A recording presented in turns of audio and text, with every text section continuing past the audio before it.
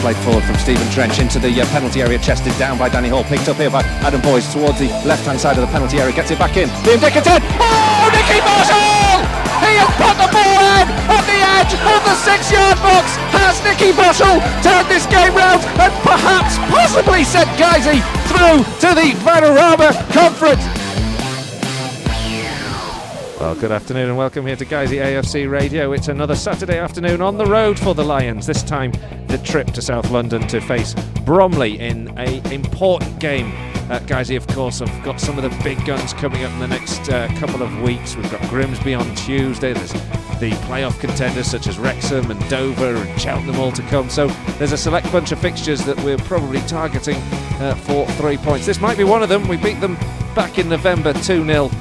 With that wonderful Oliver Norburn goal, the decisive thing on that afternoon. But it's a tougher task now. Bromley back in form, and it promises to be a very keenly contested tie. We'll bring you full match commentary here on Guiseley AFC Radio, so stick with us and enjoy the game.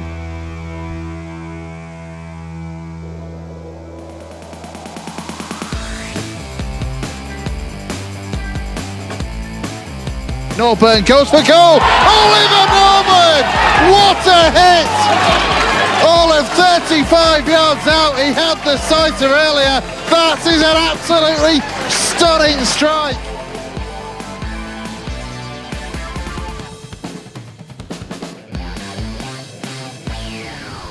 Yeah, good afternoon and welcome here to South London, where Bromley and Guiseley are about to do battle in the Vanarama National, a very important game for the Lions, perhaps actually less so for Bromley, given that they're comfortably mid-table now, well away from any fears of relegation. Perhaps too much to do to get into contention, I think, for the playoff spaces, but certainly a superb season for them so far. For Guiseley, of course, we've got a big task on now in the next few weeks to keep that distance between ourselves and the bottom four in this division and retain our place in the Vanarama National for next season. I'm Colin Robertson. Alongside me is Sandy Beeson. So welcome, Sandy, our southern correspondent, back again. You were a good luck charm last time, Woking away. So can you work your same magic this afternoon? Well, here's hoping. It was the first time I had seen Guiseley win this season, so I don't know if good luck charm can be my description quite yet, but as you said, Bromley at the minute they look as if they are comfortably away from relegation. They've had a bit of a renaissance in the last month or so under their interim manager Neil Smith, who replaced last season's championship winning manager in the Conference South, and since then they lost their first two games to Wrexham and Grimsby, but after that it's been 5 games unbeaten, 4 of those victories, with most of those coming against teams who are in and around the relegation battle as well. So, you know, the positive spin for Guiseley, I think, with that is that, as you say, they are comfortably mid-table, probably not in contention for the playoff places, although you never can rule anyone out.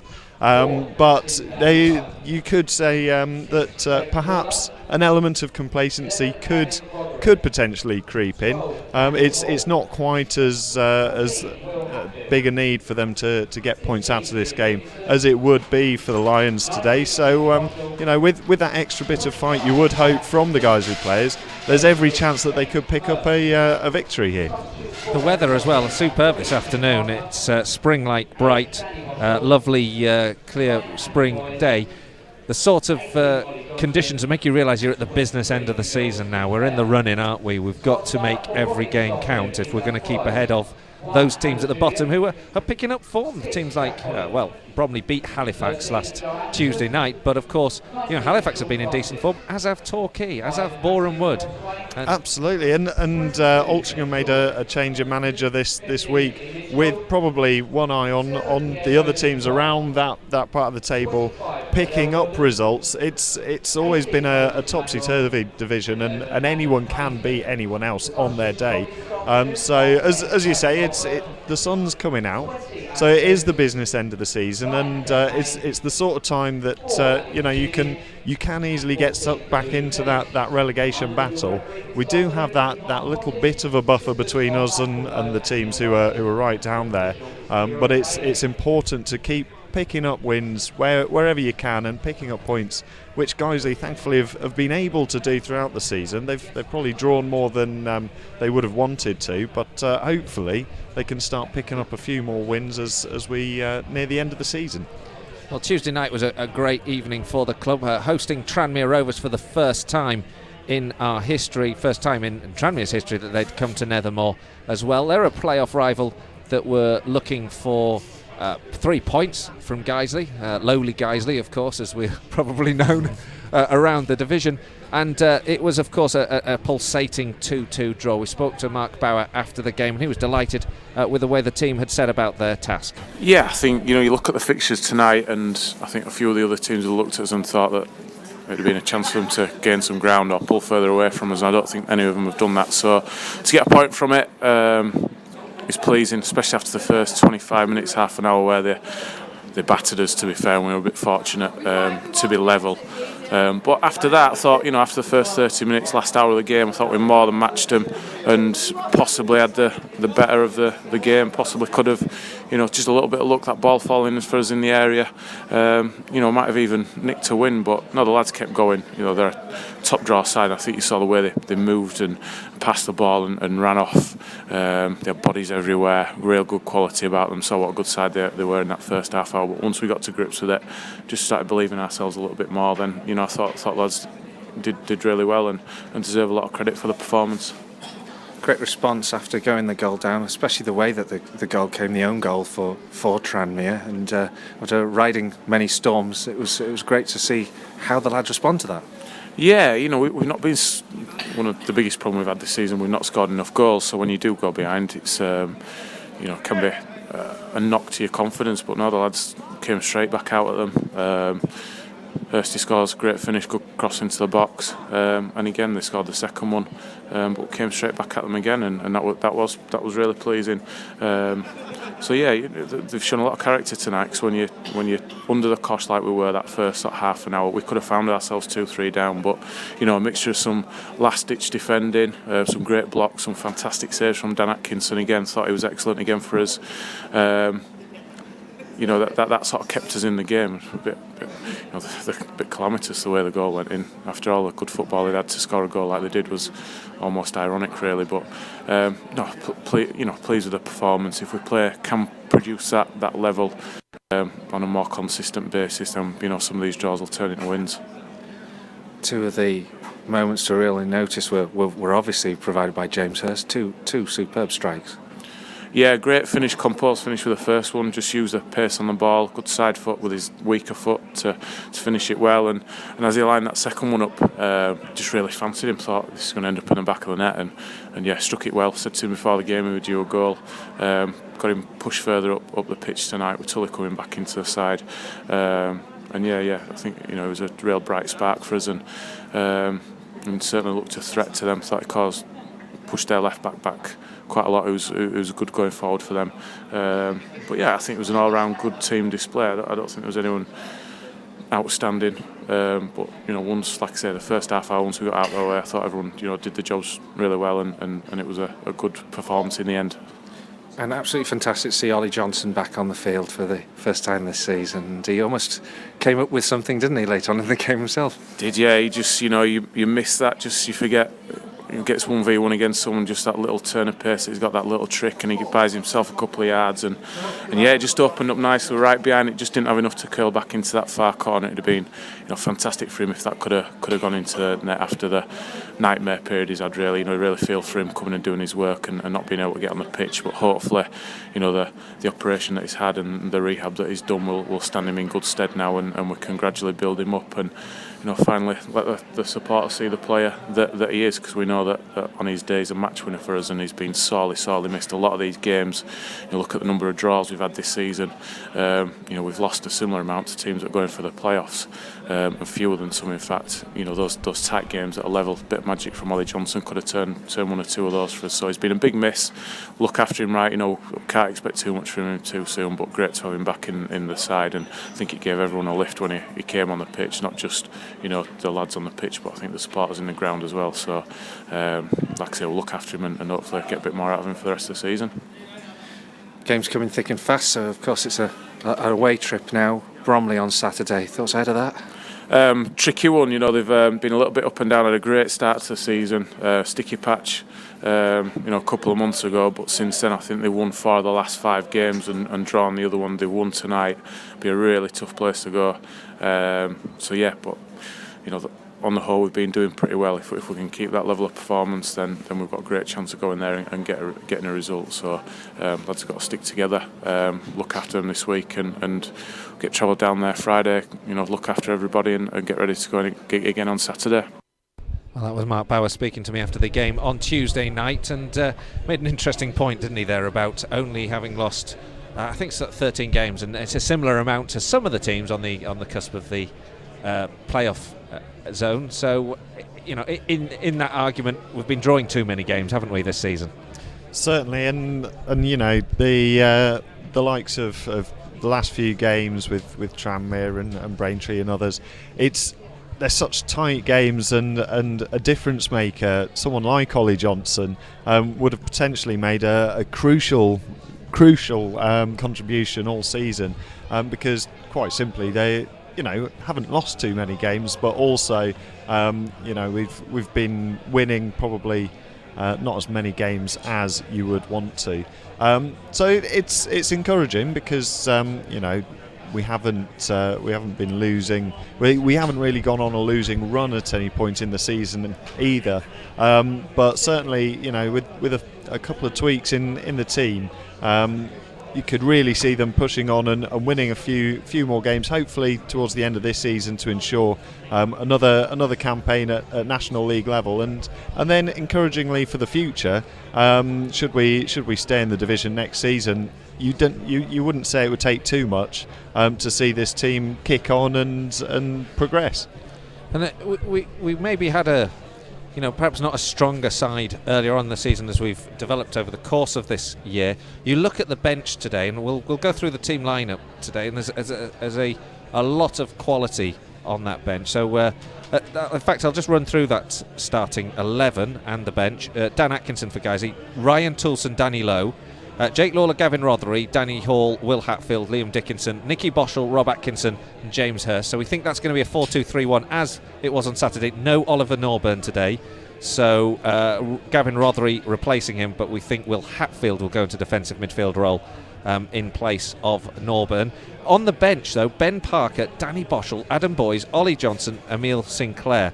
And 4 of those players, Boys, Johnson, Boschel and Parker, at any stage last season, had one of them been out, you'd have thought, well, you know what, we're a much weaker side this afternoon or this evening, and we might struggle because of it. Yeah, and sort of further to that, 4 of those players you would say are very attacking-minded players. So it's a very positive look to the bench. But as you say, having players of the quality of Ben Parker, Ollie Johnson, Emile Sinclair, not to mention Adam Boys, who probably started the season as our number 1 choice striker. Having that sort of quality on the bench and those options that Mark can call upon later in the game, should he need to change it around and potentially sort of chase a win, essentially, he does have those options. He can play it a number of ways, and it's nice to have that sort of luxury, which I'm not sure Guiseley have ever had such nice options to have off the bench at any point in their history. Well, it certainly made a difference in the Ollie Johnson coming on in the last 20 minutes or so on Tuesday night. Gave us a real attacking threat. The 2 sides are still in the tunnel. In fact, the tunnel's just about to be extended to the pitch, so we can expect them to come out very shortly. A couple of things just to highlight, actually, just before kick-off. Big shout out to Benton Park School, who've got to the English Schools Cup final. That's fantastic. The Guiseley Academy lads had a midweek trip lined up to Kidderminster in their League Cup semi, only it was postponed for them just an hour down the road, so good luck when that comes around. We'll be keeping a very close eye on that one, and also to promote the supporters club's night on Friday, Ordinary Affair, a band who they very highly rated band, very entertaining night in Prospect. Tickets still available for that. Grimsby Town on Tuesday as well, of course, all tickets. Still some tickets, I believe, were available, and you need to check the website for details about the times you can buy them. The tunnel now coming out here to pitch side, so quickly go through the two lineups then for you. The home side, Alan Julian in goal, Jack Holland, Joe Anderson, Sean Francis, Rob Swain, who's the captain, Ben Chorley, Lee Minshall, Pierre-Joseph Dubois, Rodell Gordon, Moses Emmanuel and Adam Cunnington. And then on the bench, Bradley Goldberg, Adam Coombs, Ben May, Ali Fouzaini and Louis Dennis. And for Guiseley, Dan Atkinson, Ryan Tulson, Danny Lowe, Jake Lawler, Gavin Rothery, Danny Hall, Will Hatfield, Liam Dickinson, Nicky Boschel, Rob Atkinson, James Hurst. On the bench, Ben Parker, Danny Boschel, Adam Boyce, Ollie Johnson and Emile Sinclair. Just look at the home side this afternoon, Sandy, and what do you think are the main threats? There's some quality players and some very experienced players, on the bench as well for Bromley as well as for Guiseley. Who do you think is the real sort of threat this afternoon? Well, I think the man that stands out clearly is Moses Emmanuel, the striker. He's got, I think, about 20 goals this season. But they do also have options off the bench. I know that in the win against Halifax, Bradley Goldberg, who's on the bench today, was sort of the replacement for Moses Emmanuel and essentially made the difference in that victory. So they're clearly a team who do have options if they need to change the game as well. And another one to look out for is Pierre-Joseph Dubois, who I'm led to believe likes to take on defenders, so it could be an exciting one to watch out for. Two sides now just coming out of the tunnel in front of us in the main stand here at Bromley. Away to our left are the Guiseley fans. I think this might be a segregated game.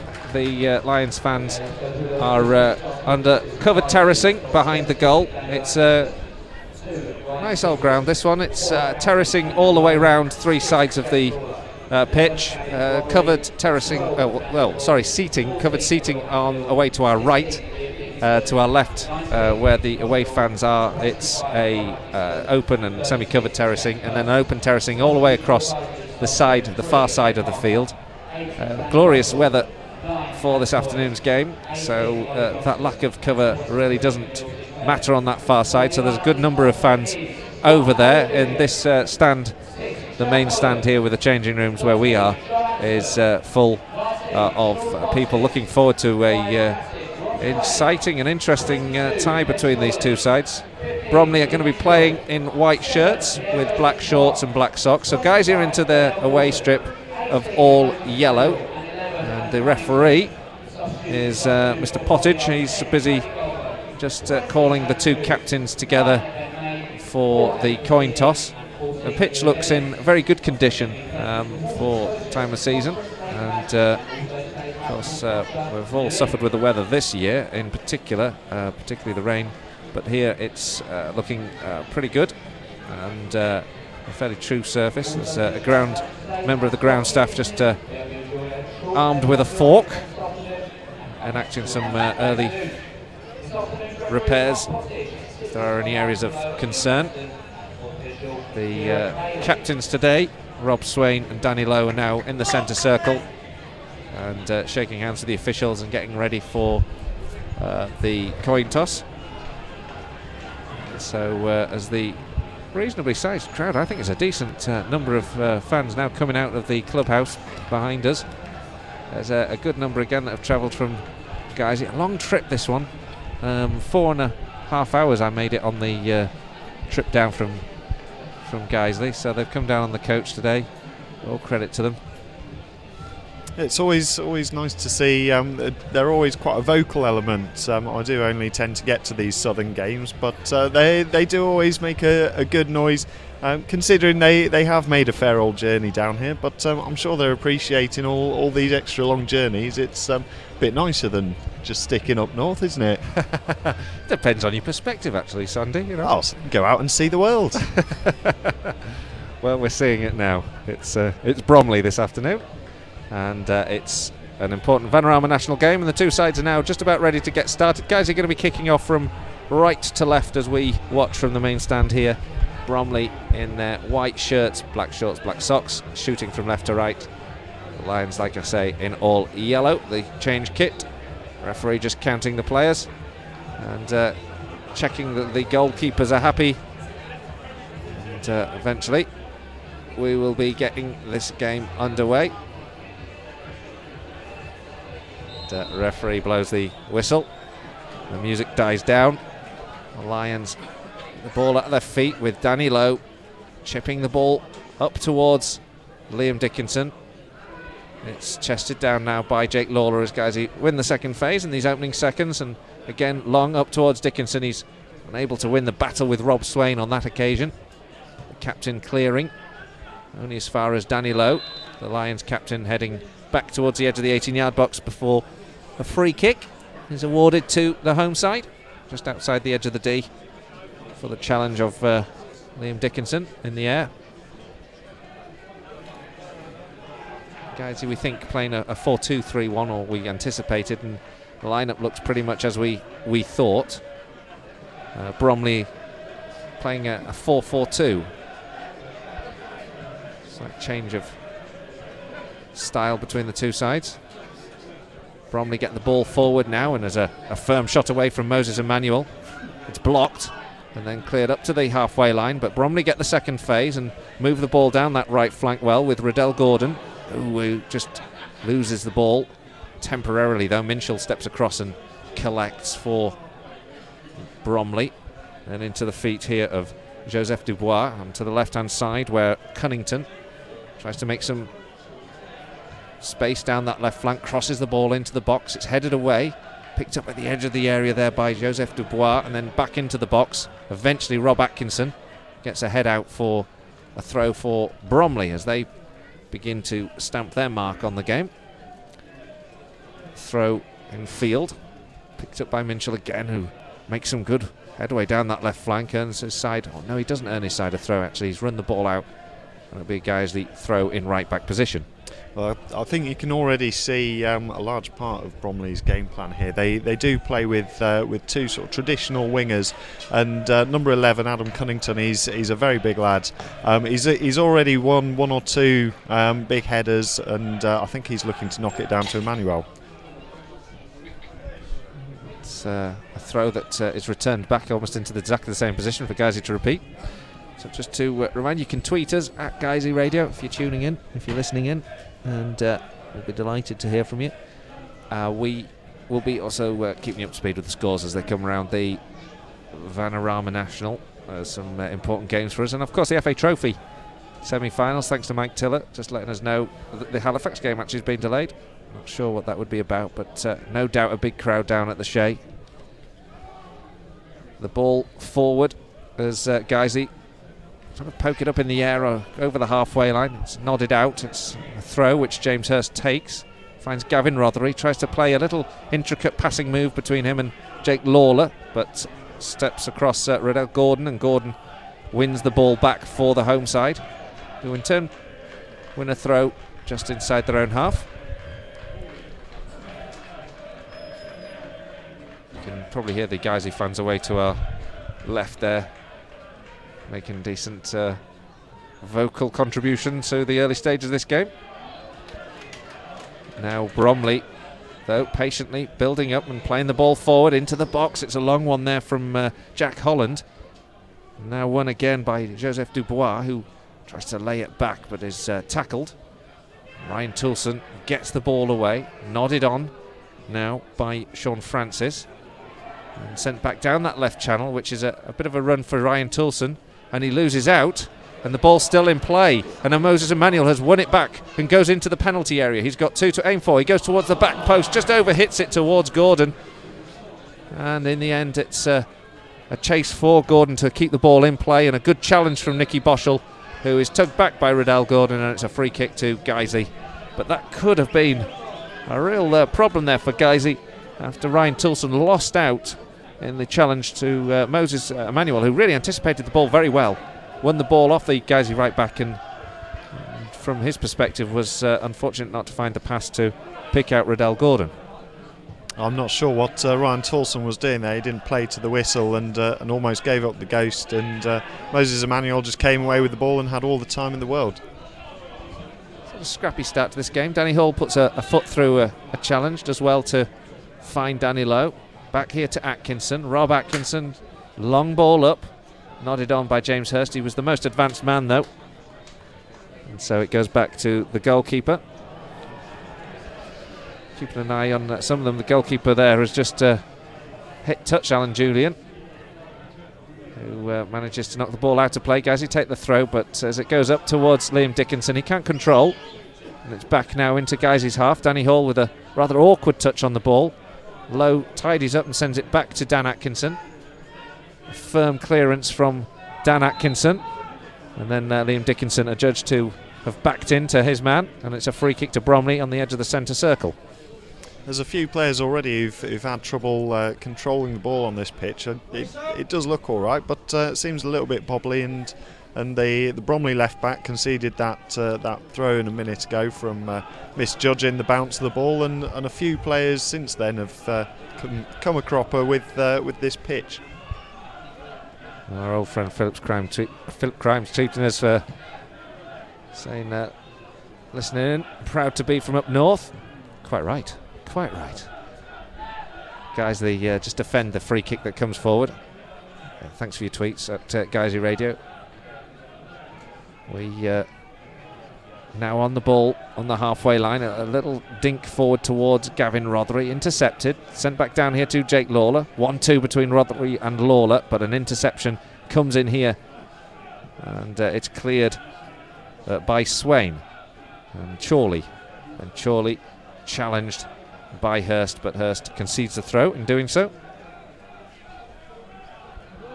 Still 0-0. 6 minutes gone. A couple of other games we're just watching outside of our division, actually, in the relegation battle out of League 2. Of course, one of these sides could be facing Guiseley. Dagenham and Redbridge are losing 1-0 to Hartlepool, and that could be coming up into the Conference North. Darlington are beating Matlock, who's keeping an eye on some of the promotion games in that division as well. Nicky Boschel flicks the ball on and it's going to roll through to Alan Julian. It was a good idea there from Boschel, but he just got the header a little bit too slight there, and he was looking to head it across to Dickinson, but just went straight to the keeper.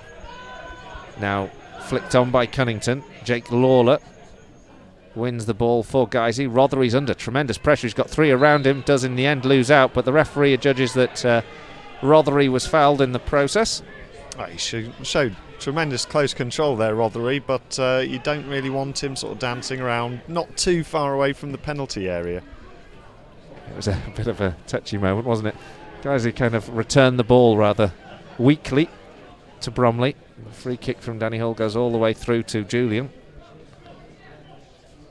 The Bromley goalkeeper takes his time, picks out the clearance forward towards the head of Cunnington, who's flick on. Can't find Gordon. Sorry, Emmanuel. And guys, you get the ball clear. There's a chase on for Liam Dickinson, but that's tidied up comfortably by Rob Swain. Toulson intercepts the clearance, but high in the air. Rothery lurking, trying to win the ball off Sean Francis, but the Bromley defender does enough to keep hold of the ball for the home side and then sends it long. It's flicked on by Gordon towards the path of Emmanuel, but just beyond him and into the hands of Daniel Atkinson. Yeah, I think again there you can see there that Bromley are happy to play it forward to the likes of Cunnington and see if he can flick it on for the other strikers. Daniel Lowe with a good challenge in midfield, picks the ball up, plays it to Ryan Toulson on the halfway line. Still sort of triangular passing, but without much purpose from Guiseley as they're being closed down. Fairly advanced positions by Bromley. Toulson still on the ball, and he's pressed by Joseph Dubois. Back to Atkinson, and a good crossfield pass from Rob Atkinson. Very well watched there by Jack Holland, but he's gone to ground as he clattered into Danny Lowe. And it was an unfortunate collision, no malice either in it, but a good interception from Holland But he took a bit of a clattering, didn't he, for his trouble on that occasion? He certainly did. It was very well read from the Bromley defender, and it was just that Danny Lowe was going for the same ball. Unfortunate clash of heads, and the referee seen fit to check on him and make sure he's all right before we continue here. Guys, they have a chance to return the ball to the goalkeeper. Mischievous Guiseley fans shouting shoot. We don't mention that incident anymore. Had enough of that. And then Dickinson sends it back to the goalkeeper, and there's a few smiles, wry smiles around here. That's a shot on target. Julian has the ball in his hands. Vastly experienced goalkeeper, Bromley's Alan Julian, 33 years old. He's played with league clubs, Brentford and Gillingham amongst them. Guiseley now in defensive duties because Bromley have the ball inside the Lions' half. Holland, after he made a full recovery from that clattering earlier on, plays the ball down the right channel looking for Gordon. Skips away from him and out for a Guiseley goal kick. He looks speedy, the Bromley right winger, Rodell Gordon. He could potentially give Danny Lowe a bit of a test today, and he's looking to get in behind, just wasn't able to quite keep the ball in play. Guiseley will take the goal kick. Still no other scores to bring you as yet, but we'll keep you up to speed with those in the FA Trophy, the Vanarama National, North, and the Evo Stick Premier, where we have got a couple of games watching out for, and the title race, and also of course in League 2's relegation battle. Guys, you've just lost possession now as Danny Hull attempted to clear from the rollout from the keeper.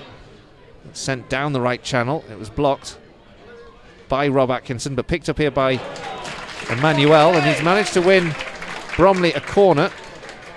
And that was good work from Moses Emmanuel. He looks like a real handful. Good harrying there on Rob Atkinson, and he managed to win his team a corner through sheer persistence and a bit of quality. Corner is going to come in from this right-hand side. Joe Anderson, the right back, comes up to take. Curls this one into the box, headed away. And it's out for another corner. In the same position. Guiseley getting plenty of bodies back in the box. Bromley also 2 in the 6-yard box and 5 on the edge of the 18-yard box. 3 go running for this one as it goes up towards the back post. It's over the head of Cunnington, but it's going to be picked up by Francis at the back post and nodded back in towards the goal as Francis's ball was crossed in with a real curl and found Rob Swain, the captain, on the edge of the 6-yard box, but he couldn't quite direct his header on target. It's gone behind for a goal kick. Well, they showed there, Bromley, that they can be a real nuisance from set pieces. Both the corners that came in caused the Guiseley defence problems, and that cross back in found Rob Swain just about on the edge of the 6-yard box, and he really should have found the target with his header. Clearance from Atkinson, headed on by Hall, picked up now by Gordon. It's cleared by Danny Lowe. And then played forward towards Gordon, but Gordon's touch lets him down. It goes out. Chance to give you a couple of score updates. Bradford City beating Doncaster 1-0. Gateshead 0, Forest Green 1 in the Vanarama National at the top. Skelmersdale 1, Salford 0 in the Evo Stick. Meanwhile, Bromley just tidy the ball and send it back to the goalkeeper, Julian. There's a goal in the north where Hensford are 1-up against Alfreton. Bromley now on the attack here on the right hand side. Gordon can't keep it in play though, and it's out for a Guiseley throw in left back position. And in League 2, a second goal for Hartlepool. They're 2-0 up against Dagenham and Redbridge, so the goal's starting to go in now. 13 minutes gone here into the 14th minute now, with Guiseley and Bromley locked at 0-0. The Lions clearing the ball from left back position but finding touch, so it'll be a Bromley throw just inside the Lions half on this right hand side. Jack Holland looking to take it. He throws the ball forward, and it's nodded on by Gordon. Gordon flicks the ball into the box looking for Emmanuel, but can't find him on this occasion. Guiseley clear up to the centre circle where Hurst has the ball. He plays it to the right-hand side, finds Toulson. Toulson and Hatfield exchange passes inside the middle of the park. Hall looks to his left, can't find him.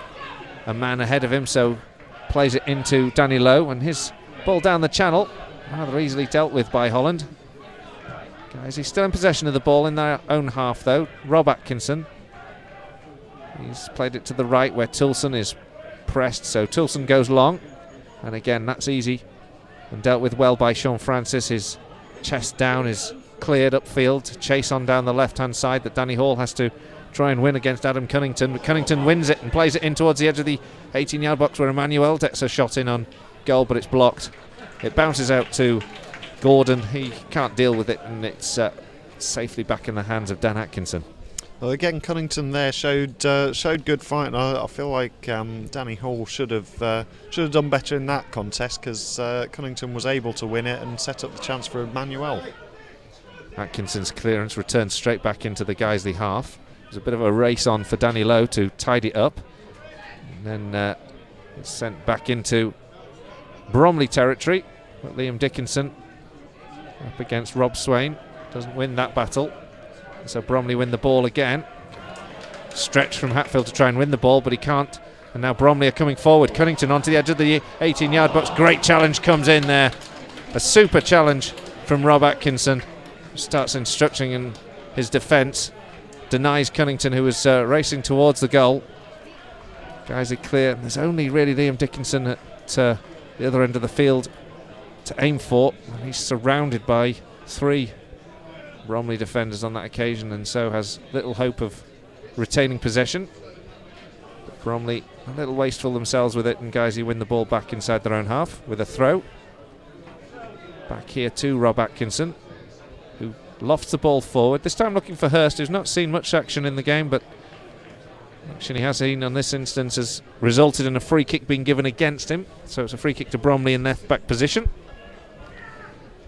Big goal here for us, a couple of goals actually in the National. It's Macclesfield 0, Lincoln 1, Wrexham 1, Borehamwood 0, and Huddersfield in the Championship local side, Huddersfield 0, Burnley 1. It's Borehamwood losing. That's not a bad scoreline. Not bad at all. Because we got Borehamwood on the 17th, 16th, quite late in the season of I think, April, isn't it? Yeah. So 2 weeks, through third last game of the season. The shot comes in from Emmanuel. He just spun on the ball brilliantly, actually, on the edge of the 18-yard box from a long clearance. He collected it, controlled well, volleyed from the edge of the 18-yard box, but he couldn't get the ball down enough to threaten the goal, and it goes behind for a goal kick. You can certainly see why he's scored a lot of goals this season. He's certainly got that little bit of quality, bit of control, and not afraid to have a shot. And he's on the ball again as the ball's played forward, looking for him on the edge of the 18-yard box. But at that occasion, Danny Lowe steps over in time to return the ball to Atkinson. Still scoreless here between Bromley and Guiseley. I think Bromley is shading the early stages of this game though. Guiseley now getting the ball away here with Gavin Rothery. Gets the ball down but is quickly dispossessed. Jake Lawler with a good clattering challenge to win the ball back for the Lions. Lawler now will have to do something with it because he's pressed very quickly by Ben Chorley. Guiseley just struggling to get any pattern of flow going, but just as they start to do, Rothery tries to find Hatfield, and Hatfield and Rothery just slightly on a different wavelength, and Bromley can intercept and send it down the right hand side where Cunnington again causing Danny Hall trouble, steps in field, plays it back here to Gordon on the right flank looking for bodies in the box to cross to, has to go back to Holland cuts in field from right back, plays the ball in towards the goal, and Dan Atkinson has to watch it carefully because it was a cross-come shot from Holland that could have caught Atkinson misfooted, but in the end it's safely in the hands of the Guiseley goalkeeper. The clearance long towards Dickinson, headed away by Francis, and Riddell Gordon controlling things again in the centre circle. Swain, the captain, comes up to the halfway line looking for the long ball again, goes up towards the edge of the 18-yard box where it's chested down by Cunnington and then controlled by Danny Lowe. But he's given it back to Atkinson, who's under pressure from Emmanuel. And Atkinson's hurried clearance just finds the chest of Sean Francis inside his own half. He plays it short and Guiseley press him with Hurst closing down. There's a claim of a free kick against Cunnington, a half-hearted claim, as Rob Atkinson wins the ball back for Guiseley, and then it's gone up towards Hurst inside the Lions half. Gavin Rothery now gets a touch on the ball, finds Hatfield. Hatfield running forward under tremendous pressure. He's bundled over. Free kick's given to Guiseley, about 25 yards from goal. I'll tell you what, the referee could have played advantage there. There was a couple of Guiseley players who were running onto the ball and could have eked out an opportunity, but it's a very promising position. Central free kick just outside the area. Well, this is sort of Liam Dickinson's territory. On Tuesday night he hit one with the side foot that dipped over the wall, forced the goalkeeper into a good save, palming it wide of the upright. Similar territory again, and Liam Dickinson is standing over it, as is Nicky Boschel. He had a right farcical one where Liam Dickinson ran over the ball and actually touched the ball, which allowed them to clear it on Tuesday night as a different set piece. Hopefully they'll have practiced a bit more. This one, though, in good territory for the strike, but it's fairly central. That's probably one of the downsides as to where it is. Central in terms of being fairly in line with the penalty spot. About 10 yards up from the edge of the 18-yard box, where that four-man wall and Jake Lawler line up in front. Dickinson will indeed hit it, this time with nowhere near the precision he hit the one on Tuesday night, and it flies over and goes behind for a goal kick. Absolutely ballooned it over there. There was no threat of it going anywhere near the goal, just well over the top. It's Solihull 1, Lowestoft 0 in the north. Solihull at the top of that division. Skelmersdale 1, Salford 1 in the Everstick North. Salford, of course, going for promotion. Skelmersdale getting an early lead in that game, Salford equalising. Halifax are 1-0 up in the FA Trophy semi-final at Nantwich. That game that was a delayed kick-off, I understand.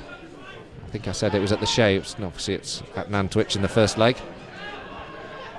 Guiseley now win the ball back on the halfway line here with Gavin Rothery sending it over the top beyond Will Hatfield, but picked up here by Nicky Boschel, who positions himself for a long-range strike, but doesn't quite make a good connection on it, and it's way behind for a goal kick. Yeah, you can't blame him having to go from there. You could see as the ball fell to him, he knew immediately that he wanted to have a pop, but I don't know whether it's this slightly bobbly pitch. He just didn't get a very clean connection, and it went harmlessly wide of the keeper's left post. Thanks to James Headley, he's just tweeted us and said, "Get OJ on." It's a bit early in the game, but you know what? I wouldn't mind seeing him have a run out later on in this game. Good impact player to have. Great impact player. Nicky Boschel's just been penalised for a high foot as he tries to win the ball back in the centre circle, so Bromley have a free kick. They play it smartly down the left-hand side as they attack, but a good interception from Ryan Toulson gives it to Hurst. Hurst brings it over the halfway line into Nicky Boschel, back to Hurst on that right-hand side. Guys, have only Dickinson and Rothery in more advanced positions though, so Hurst's cross is blocked. Guys, who win the throw. It's taken short now to Toulson. Toulson plays it in towards the edge of the 18-yard box, and it's hoisted away as Bromley clear their lines. Toulson under pressure wins a throw for Guiseley against the challenge of Emmanuel, but there's a little hesitation from the officials, not quite sure which way to give that one. Don't think either the ref or the assistant really knew what had happened there, so they were both waiting for each other. It's won by Bromley back in their own half now, and taking a touch off Nicky Boschel. It'll be a Bromley throw inside their half. A couple of other goals actually in the North Ferriby 1, Stalybridge 0. There's a big goal for Altrincham. They're taking the lead against Barrow, and now Hensford are 2-0 up against Alfreton as well in the National North. Guiseley could do with a goal as the teams below just keep on battling and picking up points. Altrincham, of course, under new management. Guiseley take a a long-range effort there from Hurst, who hit 2 superb strikes on Tuesday night. And it was worth a try, because as the ball went forward, it was chested down by Dickinson. Hurst, he never anticipated him to strike it. In the end, he couldn't keep it towards the goal, and it's gone behind for a goal kick. But it was an interesting idea, wasn't it? Oh, it's ambitious, but the chest down from Liam Dickinson with Hurst running on. There wasn't too much for him going forward, apart from sort of taking the ball on. So why not have a go? Notice Yorker winning as well. They're playing Barnet, so that could be important if they could hold on to that. Guiseley now come down this right-hand side. Liam Dickinson, who gets a deflection off Bromley's Joe Anderson, left back, who concedes a throw-in. And Guiseley now have a chance to launch this one in with Toulson, who can produce the long throw. Stepping back to the hoardings to line up this one that will go as far as Toulson can loft it into the penalty area. Guys, you have 3 or 4 in there to aim at. One of them is Hurst. He doesn't win it. It's returned to Toulson. This time he can cross in, which his cross is closed down at the edge of the 18-yard box and got away by Bromley, but returned to Nicky Boschel now. Nicky Boschel battling to try and play a 1-2 with Liam Dickinson. In the end, it rolls back to the goalkeeper, who in turn sends it upfield towards Emmanuel, who in turn actually pushes Rob Atkinson and concedes a free kick to Guiseley on the edge of the centre circle inside the Lions half. It's been a nice spell of pressure for Guiseley. They've managed to ask a few questions of Bromley. They haven't really carved out any clear opportunities, but if they keep going like this, they might well see some chances come their way. Toulson gets the ball down the right flank again. This time Hurst is battling to try and win it in more advanced position than he has been. Cunnington again battling up with Rob Atkinson. This time the free kick's given to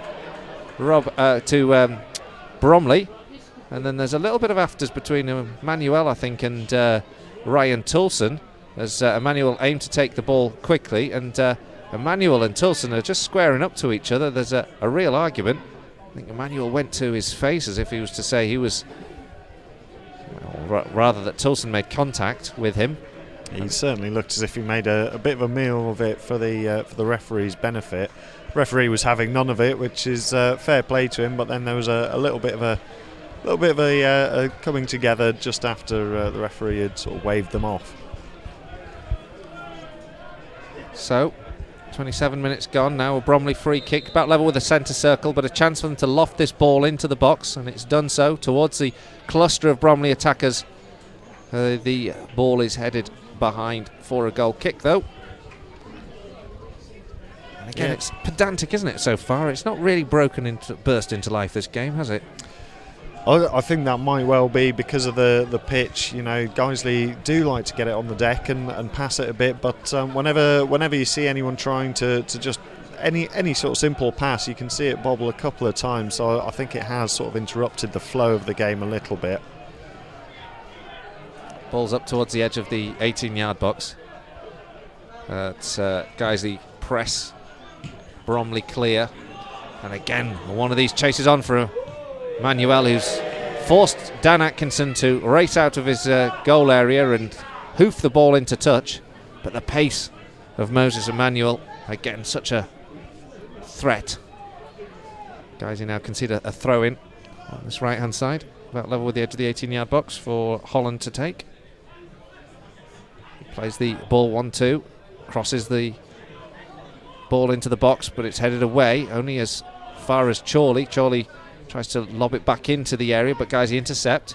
The clearance now from Lawler, blocked by Holland, and it rolls for Gordon to win back for Bromley inside the centre circle, and it's out here to Joe Anderson. Stopped in his tracks by Nicky Boschel. Gordon wins the ball though for Bromley, and then plays it up towards the edge of the 18-yard box. Intercepted by Rob Atkinson, sent back to the goalkeeper by Danny Hall, and then Atkinson will loft this one clear from the goal, but again doesn't find the precision in his clearance, and knocks the ball out for a Bromley throw just inside the Lions half on the left-hand side. Yeah, he was under pressure there, Atkinson, but that's a couple of times that he's he's maybe not had the connection with his clearance that he'd want. Bromley on the ball on the left flank with Gordon working very hard up against Rob Atkinson. Gordon doing ever so well. Skips the ball into the box.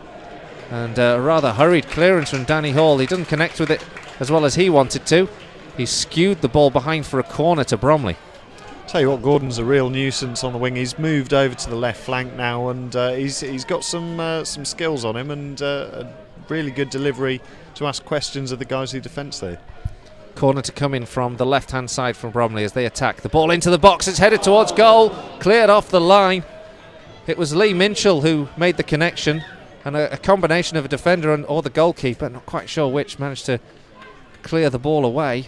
But it was a good delivery, and Minchell was there to head the ball goal-bound.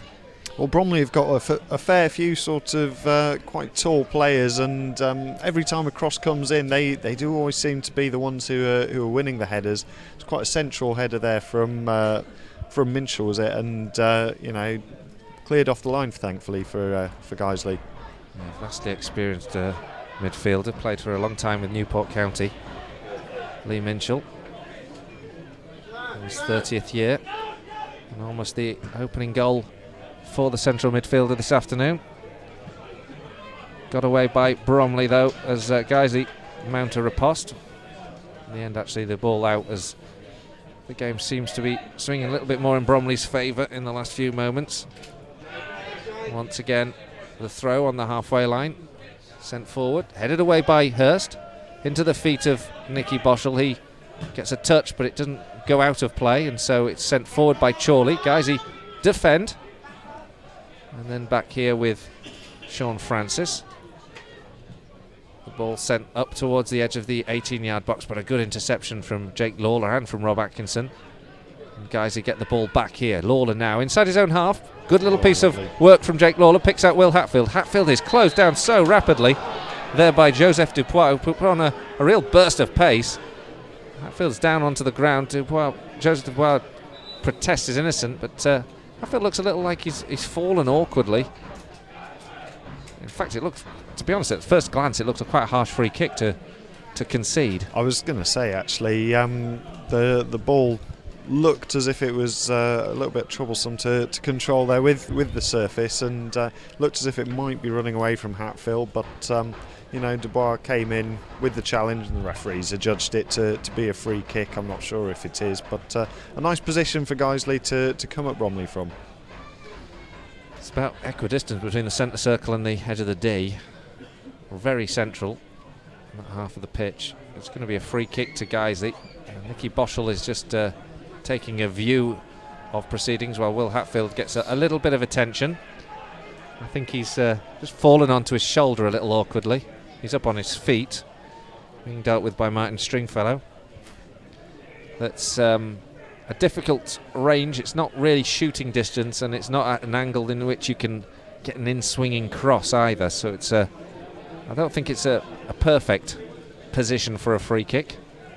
But Guiseley have got the intention of getting men forward. You can see that they've brought 6 players up. Danny Hall at it's really just Lowe and Toulson who are behind the ball. Everyone else is pretty much on the edge of the area, apart from Hatfield, who looks as if he might be going off the pitch now with his shoulder, it looks like. I think that's just the process they have to go through, to be honest. I think he'll be fine, but it does look a little awkward, doesn't he? The way he's holding that shoulder. As you say, I think he must have just landed badly on it. That would be a blow, but we've got Danny Boschel on the bench as an option for that central midfield. Meanwhile, there's a free kick to be taken, and Danny Lowe will take this one. He floats it in towards the angle of the 18-yard box, and Dickinson having ever such a big tussle there on the edge of that penalty area with Rob Swain. Dickinson blocks Rob Swain's clearance, and in the end it's rather disappointing. It goes up for a goal kick, but it was never really a great position, I think, for a free kick.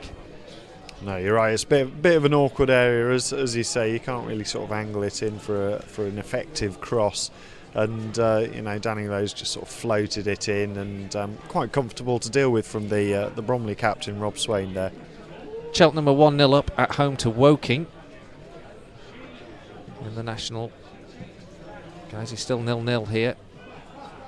Lions under a bit of pressure here for a moment with Ryan Toulson, pressed by Gordon, but does well on this occasion. Ryan Toulson gets the ball away up towards Liam Dickinson, but again Liam Dickinson not able to get the better of Swain. And again Bromley come forward with the ball into the feet of Minshall, who might have scored a few moments ago with a header from a free kick, from a corner kick rather. The ball down the left hand side. Emmanuel, who's been a real live wire, earns his side a throw in with a rather well improvised back heel against Ryan Toulson. So chance now for Bromley to get some bodies forward with a throw about level with the edge of the 18-yard box into Gordon. Gordon again picks up the ball on that left flank. Good challenge comes in there from Rothery, but it's only as far as Minshall, who chips the ball forward, finds Emmanuel, gets the cross in from the touch line just when it looked like it might run out of play.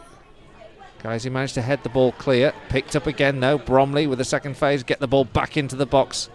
Good foot comes through from Rob Atkinson. Cleared now. Liam Dickinson gets a kind bounce on the ball, but he's snuffed out very swiftly by Swain. Guys, he get the ball back inside the centre circle now. Jake Lawler sprays it to the left-hand side. Lowe controls well.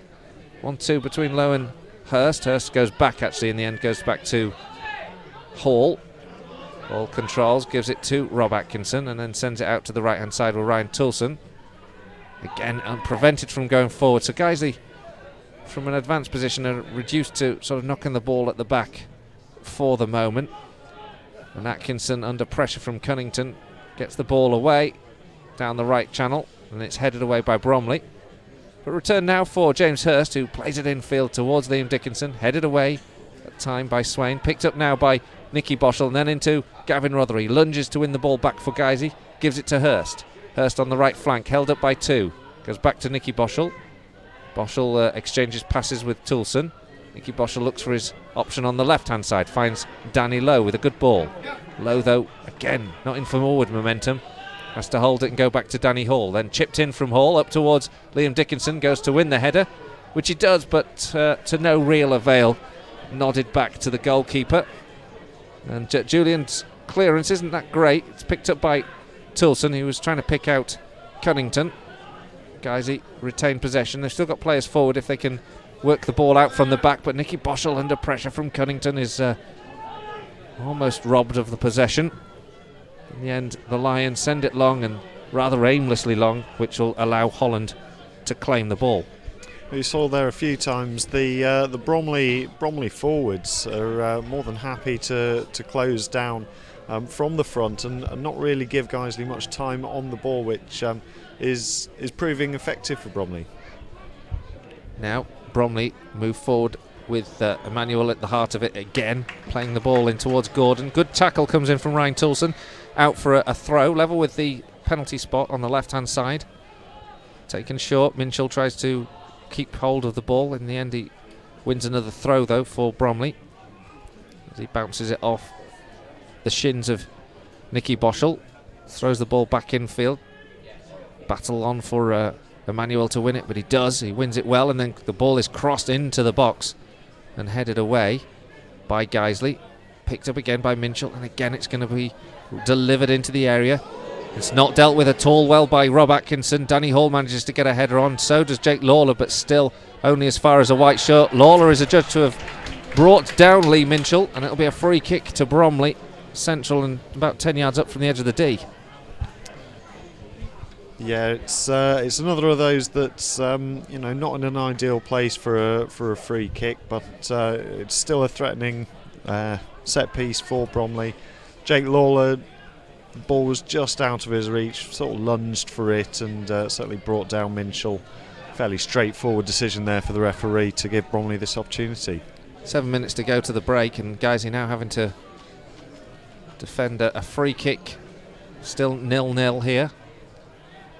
It's not been a incident-packed first half, but Bromley have had perhaps the better of the chances to open the scoring. And they've got another chance here with a free kick. That is about 10 yards up from the edge of the D, fairly central. Guiseley setting up a four-man wall. Dan Atkinson issuing his instructions. Joe Anderson standing over the ball. And think Emmanuel is as well. It's going to be struck from distance from Gordon, and an acrobatic save comes in from Dan Atkinson to just palm the ball back and out for a corner kick, but it was really well struck there by Riddell Gordon from distance, curling it into the net, but a good acrobatic diving save from Dan Atkinson to deny him. It was a really, really well taken free kick from Gordon, just going into the top corner. You couldn't really put it anywhere better, but Daniel Atkinson, what a save. Corner now to Bromley on the right hand side, curled into the edge of the 6-yard box, headed away again. Nicky Boschel now on the ball, but under pressure, gives the ball straight back to Anderson. Guiseley challenger, win the ball back, and Liam Dickinson plays it from left back upfield, and of course there's no one in his position, so Julian manages to get a foot under pressure actually from James Hurst, who makes a very brave run forward. Guiseley managed to deal with it. Rob Atkinson nodding it back to Dan Atkinson. A couple of goals quickly to tell you about. Cheltenham now 2-0 up, as are Halifax in the FA Trophy semi-final first leg at Nantwich. And in the north, a couple of goals there. Hensford now 3-1 up against Alfreton. And Southport, we're just hearing, are 1-0 up against Welling. Not sure if that's good or bad news anymore with those two sides. But Southport 1-0 against Welling. 0-0 here, 41 minutes gone. Bromley have the edge on this first 45, but it's a slight edge if you were to count up the chances. They've had the better ones. Well, they've had the chances. I was going to say, I think they have looked more threatening, but neither side really sort of creating anything clear cut. Neither have imposed themselves. Bromley have had the better of the game, but not convincingly so. Challengers just come in, and Chorley will be frustrated. Ben Chorley, he's gone to ground to win the ball, and then the ball has got caught up under his body and controlled by his arms, and so a free kick has been given to Guiseley. Quickly taken by James Hurst and rolled out to the right hand side, which is a curious decision, because although Guiseley tried to get it on, it just results with the Lions going back into their own half and not really making any headway. It goes back to Rob Atkinson and back to Danny Hall, and just as we had the opportunity maybe to set ourselves up for the set piece, we've now got the ball at our back line. Rob Atkinson goes long, and that's comfortably won back with the left back Joe Anderson heading away, and Bromley winning possession back. And Gordon, the man who free kick a few moments ago almost opened the scoring for Bromley, keeping the ball moving down that left hand side now with Minchell, now up towards Emmanuel on the left flank now. His good challenge comes in from Rob Atkinson, but Emmanuel takes the throw very quickly and inventively, finds Cunnington into the penalty area now, but forced away from goal. He goes back here to Joe Anderson. It's out here with Gordon chipped into the box. James Hurst manages to get a foot onto it. Bromley still get the second ball and nod it back in towards the Guiseley penalty area. Rob Atkinson, very busy, heads the ball away. Will Hatfield just flicks it on, but again Bromley win the ball, and again Guiseley are all set in defensive shape for the Bromley attack. Rob Swain inside the centre circle exchanges passes with Chorley, who returns the ball back to Alan Julian, the Bromley goalkeeper, who in turn lofts it long towards Cunnington. Jake Lawler claims that there was a free kick against him. Referee's not interested. The ball cleared by Danny Lowe up to the halfway line. Holland wins the challenge, picked up by Lawler, sent long towards Hurst. Hurst wins the header. Will be able to claim the second ball though, because it rolls through to Alan Julian. I think Guiseley a couple of times in the last few minutes have been trying to play it long towards the likes of James Hurst and Liam Dickinson, but the Bromley defence are very dominant in the air, and Guiseley just aren't able to make anything of those situations at the minute. Yeah, he's certainly right. I think the aerial ball isn't really working for us. Each time it goes either down the flanks or in towards Liam Dickinson centrally. They are winning it. They're winning the ball as well as it goes forward for a moment here, but a good interception actually comes in from Ryan Tilson.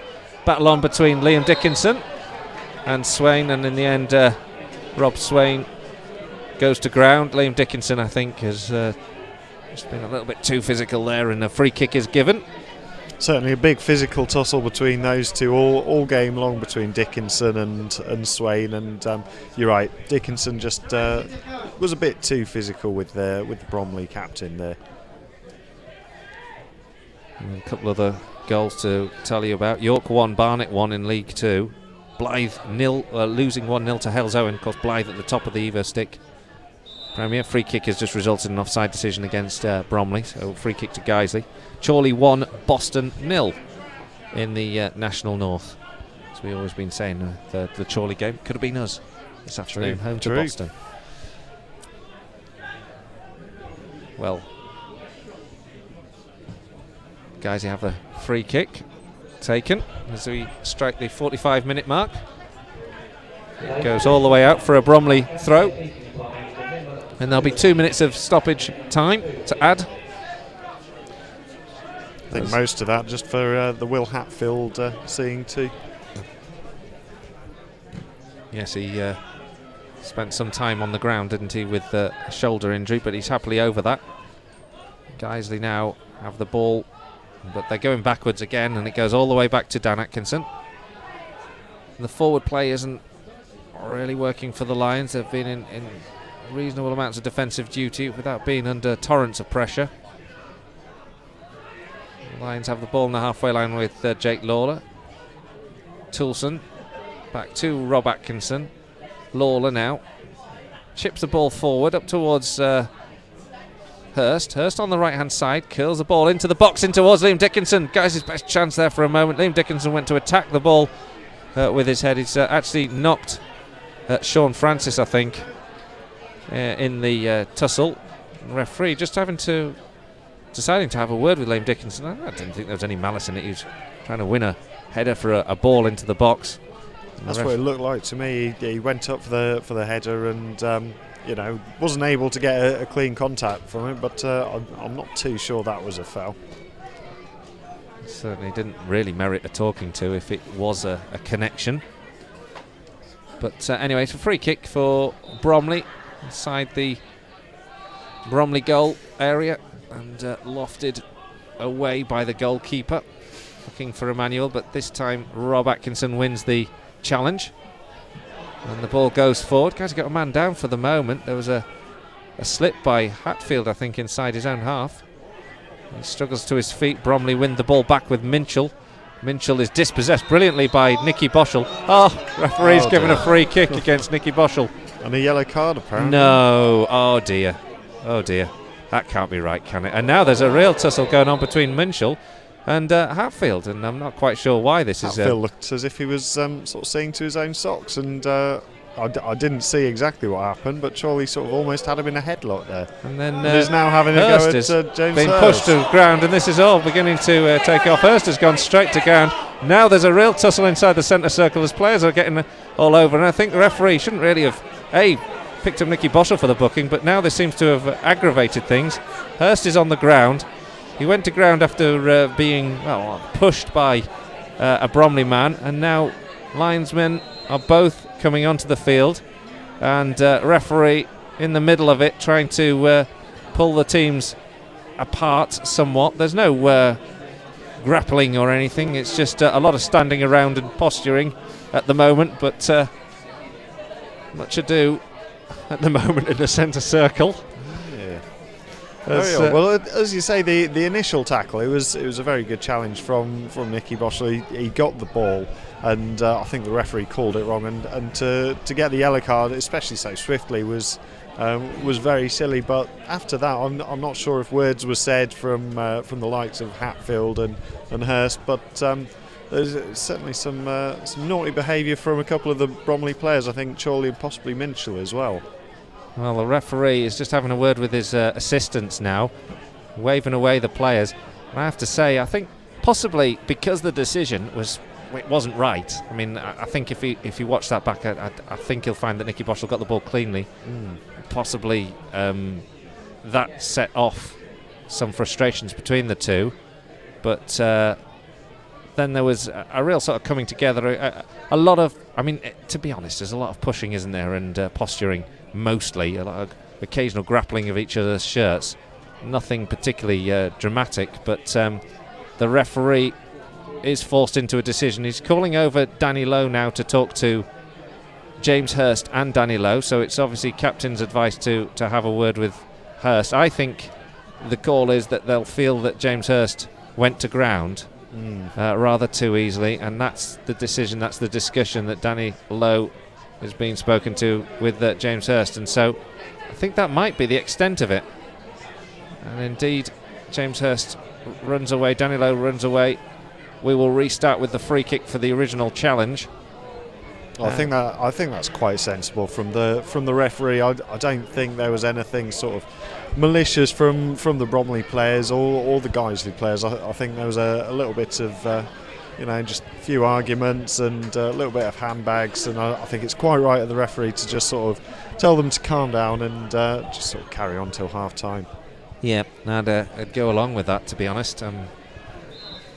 Didn't see any need to escalate that. I think just basically the original free kick and the original yellow card was wrong, but the goalkeeper nonetheless has taken the free kick. He's put it into the box, and before the ball can result in any dangerous action, the referee blows the whistle. And at half-time here, it's Bromley 0, Guiseley 0, and the players come across the tunnel. That sort of I wouldn't say brought to life what was fairly tepid stuff in the first 45 minutes, but it certainly added a bit of an edge to it. But all in all, Guiseley perhaps marginally fortunate to be going in at 0-0, are we, this afternoon, do you think? Bromley might have scored, haven't they? They've had two reasonable chances, but it's not exactly burst into life, has it? It's no classic, but I've certainly seen worse games. It's a very sort of tight tussle. It's there isn't much of a flow to it, but I think both teams have had spells where they've been on top. Bromley have probably had more time where they've been sort of the dominant team rather than the other way round. And they really have caused trouble for Guiseley getting balls into the box, whether that's from corner kicks or just from open play. And Adam Cunnington has been a very he's been a very dominant force for Bromley going forward. He holds the ball up well, and he looks to bring in the likes of Emmanuel and Joseph Dubois into the game. And Bromley have looked to do that. They have created a couple of goal scoring chances from those crosses. Haven't been able perhaps to test Daniel Atkinson from those situations, but of course sort of 10 minutes before half time, Riddell Gordon with a brilliantly struck free kick towards the top corner for Bromley. Daniel Atkinson probably providing the highlight of the match so far with an outstanding save. It's one of those where he's just managed to read the flight of the ball very well. He's managed to get his hands on it and put it out for a corner. Really, really top draw save from Daniel Atkinson. And Guiseley, I'm struggling to think of real chances that they've had. They've had a few long-range efforts. James Hurst, notably, with one ambitious shot that really went comfortably wide from the goalkeeper's point of view. So Guiseley have got quite a lot to do to get into any sort of goal-scoring opportunities in the second half, but essentially it is 0-0 at half-time, and it could go either way. And as we mentioned prior to the game, Mark Bow does have a lot of options from the bench to potentially, if it stays like this for the next 20 minutes or so, we do have options that can potentially make a difference, the likes of Ollie Johnson and Emil Sinclair to come. Yeah, of course, there's also a very impressive bench on the Bromley one. We were talking about that earlier. Ben May, of course, vastly experienced striker, and Ali Fuzaini, another excellently, a player with excellent pedigree. It's very finely balanced, isn't it? This game. I'd say Bromley have had the marginal. I've been the better side in the first 45 minutes, but. Like I say, it doesn't feel like a game in which we are completely backs against the wall. You do feel that it could be one goal in us, and that goal could be enough for us this afternoon. Absolutely, and we've seen it quite a lot this season. We were talking before the game about the number of times that Guiseley have drawn matches, and this is another of those where either team could, it looks as if it could be the odd goal that wins it in the end. So it's just a case of keeping in there, keeping their defensive shape, which they've done pretty well in the first half, and then maybe creating a few more opportunities in the attacking third, and essentially taking one of those opportunities, and that could well be enough to pick up what would be a valuable 3 points. But at the same time, if they hold on for just a point here, it's a very well earned point against a team who are in terrific form, and you can see from the opening 45 minutes they're a very well set up team. You can see they've got a few sort of outlets of attack. They're well drilled, so to get a point here would also be a very good result for the Lions. Well, let's just bring you down those half-time scores from the games we have been following this afternoon. First of all, the local sides in the Football League, England, the Championship rather. Blackburn 1, Leeds 2 was an earlier result from today, so a great result for Leeds United. Huddersfield 1, Burnley 3 at half-time. Bradford City 1, Doncaster 0 in League 2. In League 1 rather. In League 2, Hartlepool 2, Dagenham 1, York 1, Barnet 1. They're both the games that we're following because they're involved in the relegation battle, and of course could be facing the Lions next season. Aldershot in the National League, Aldershot 0, Torquay 0, Barrow 1, Altrincham 1, late equaliser for Barrow in that half, Bromley 0, Guiseley 0 here, Cheltenham 2, Woking 0, Dover 0, Tranmere 0, Eastleigh 0, Chester 0, Gateshead 0, Forest Green Rovers 1, Macclesfield 0, Lincoln City 1, Southport 1, Welling 0, Wrexham 1, Boreham Wood 0. In the National North, the Vanarama National League North, Brackley 0, Bradford Park Avenue 0, Chorley 1, Boston United 0, Curzon Ashton 0, Worcester City 0, Gainsborough Trinity 0, Nuneaton 0. Gainsborough parted with Steve Howsham this week as manager. Harrogate Town 0, Telford 1. Harrogate, of course, had been in great form, but now falling away a little bit and falling behind to a first half goal to struggling Telford United. Hensford 3, Alfreton 1. Alfreton down to 10 men in that game. North Ferriby 1, Staleybridge 0. Solihull Moors, the leader of that division, 1, Lowestoft 0. Stockport 0, Gloucester City 0. Tamworth 0, Corby 0. FC United 0, Fylde 1. Just looking at the games in the Evo Stick Northern Premier League, Blythe that affect the teams at the top who could come into the National North next season. Blythe 0, Hells Owen 1, Matlock 0, Darlington 3, Skelmersdale 2, Salford 1. So great results so far for Darlington of those three, Blythe, Darlington and Salford. In the FA Trophy, Bognor 0, Grimsby 0. Good result so far for Bognor in that first leg against Grimsby, who of course come to Nethermoor on Tuesday night. Nantwich 0, FC Halifax 2. Well, that rounds up all of the games that we're following, the scorelines that we're following. We are going to just go off for 5 minutes now, so we'll leave you with the post-match interview. We spoke to Mark Bauer after the game against Tranmere on Tuesday night, where he was delighted with the performance of the lads. Yeah, I think you look at the fixtures tonight, and I think a few of the other teams have looked at us and thought that it had been a chance for them to gain some ground or pull further away from us. And I don't think any of them have done that. So to get a point from it is pleasing, especially after the first 25 minutes, half an hour where they battered us. To be fair, we were a bit fortunate to be level. But after that, I thought, after the first 30 minutes, last hour of the game, I thought we more than matched them and possibly had the better of the game. Possibly could have, just a little bit of luck, that ball falling for us in the area.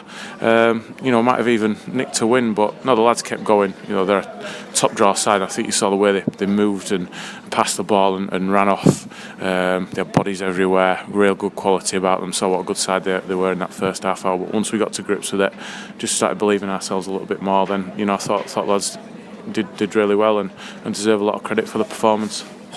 Great response after going the goal down, especially the way that the goal came, the own goal for Tranmere, and after riding many storms, it was great to see how the lads respond to that. Yeah, we've not been one of the biggest problems we've had this season. We've not scored enough goals, so when you do go behind, it's can be a knock to your confidence. But no, the lads came straight back out at them. Hursty scores, great finish, good cross into the box, and again they scored the second one, but came straight back at them again, and that was really pleasing.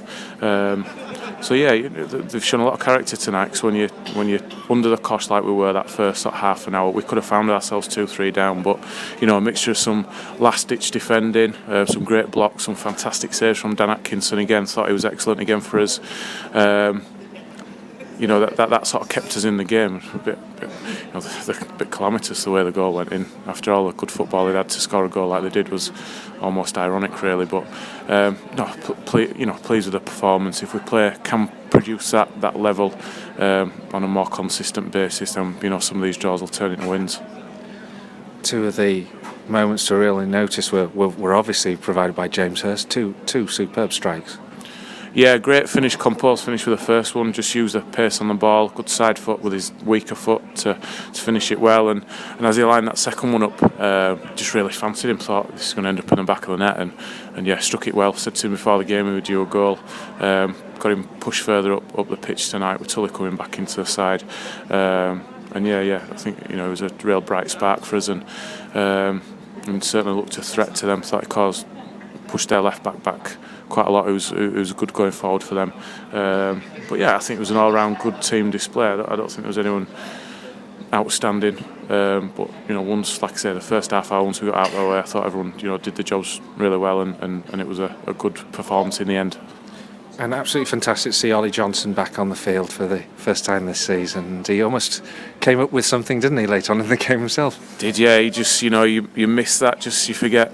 He gets 1v1 against someone, just that little turn of pace. He's got that little trick, and he buys himself a couple of yards, and yeah, it just opened up nicely right behind. It just didn't have enough to curl back into that far corner. It'd have been, fantastic for him if that could have gone into the net after the nightmare period he's had. Really, really feel for him coming and doing his work and not being able to get on the pitch. But hopefully, the operation that he's had and the rehab that he's done will stand him in good stead now, and we can gradually build him up and finally let the supporters see the player that he is, because we know that on his day he's a match winner for us, and he's been sorely missed a lot of these games.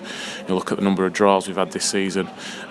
We've lost a similar amount to teams that are going for the playoffs, and fewer than some. In fact, those tight games at a level, a bit of magic from Ollie Johnson could have turned one or two of those for us. So he's been a big miss. Look after him, right? Can't expect too much from him too soon, but great to have him back in the side. And I think it gave everyone a lift when he came on the pitch, not just the lads on the pitch, but I think the supporters in the ground as well. So, like I say, we'll look after him and hopefully get a bit more out of him for the rest of the season. Game's coming thick and fast, so of course it's an away trip now. Bromley on Saturday. Thoughts ahead of that? Tricky one. They've been a little bit up and down. Had a great start to the season. Sticky patch, a couple of months ago, but since then I think they won 4 of the last 5 games and drawn the other one. They won tonight. Be a really tough place to go. So yeah, but on the whole, we've been doing pretty well. If we can keep that level of performance, then we've got a great chance of going there and getting a result. So lads have got to stick together, look after them this week, and get travel down there Friday. Look after everybody and get ready to go again on Saturday.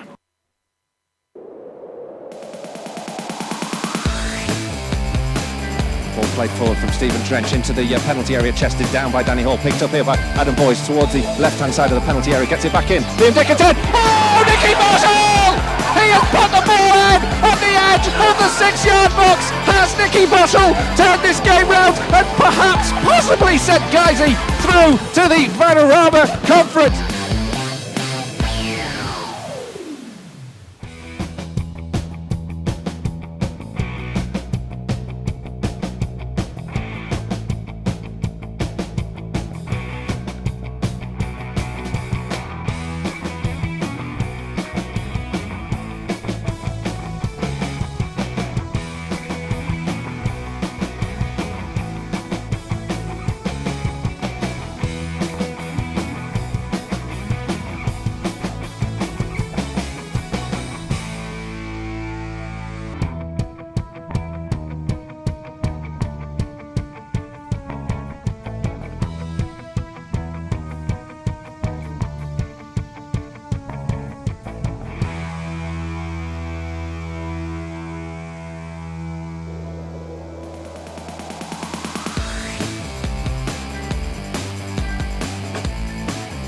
Norburn goes for goal. Oliver Norman! What a hit! All of 35 yards out. He had the sighter earlier. That is an absolutely stunning strike.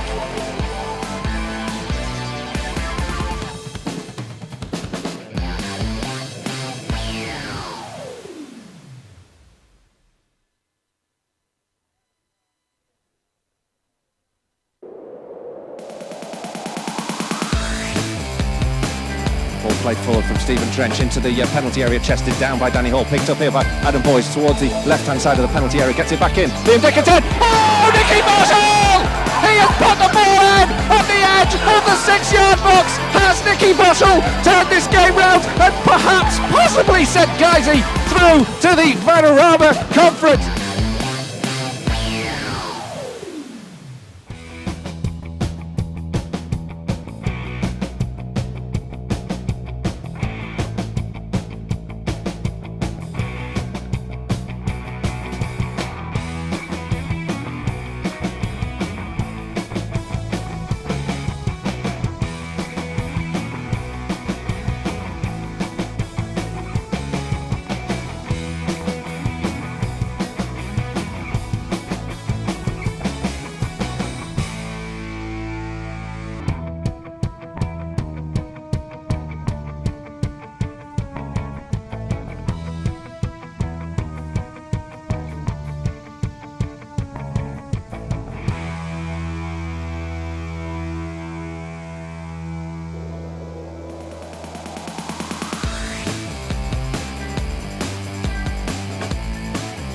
Norburn goes for goal. Oliver Norman!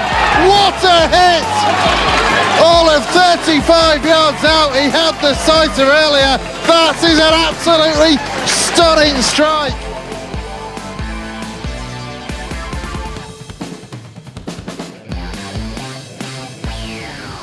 Well, welcome back here to Guiseley AFC Radio's coverage of the Bromley versus Guiseley game here.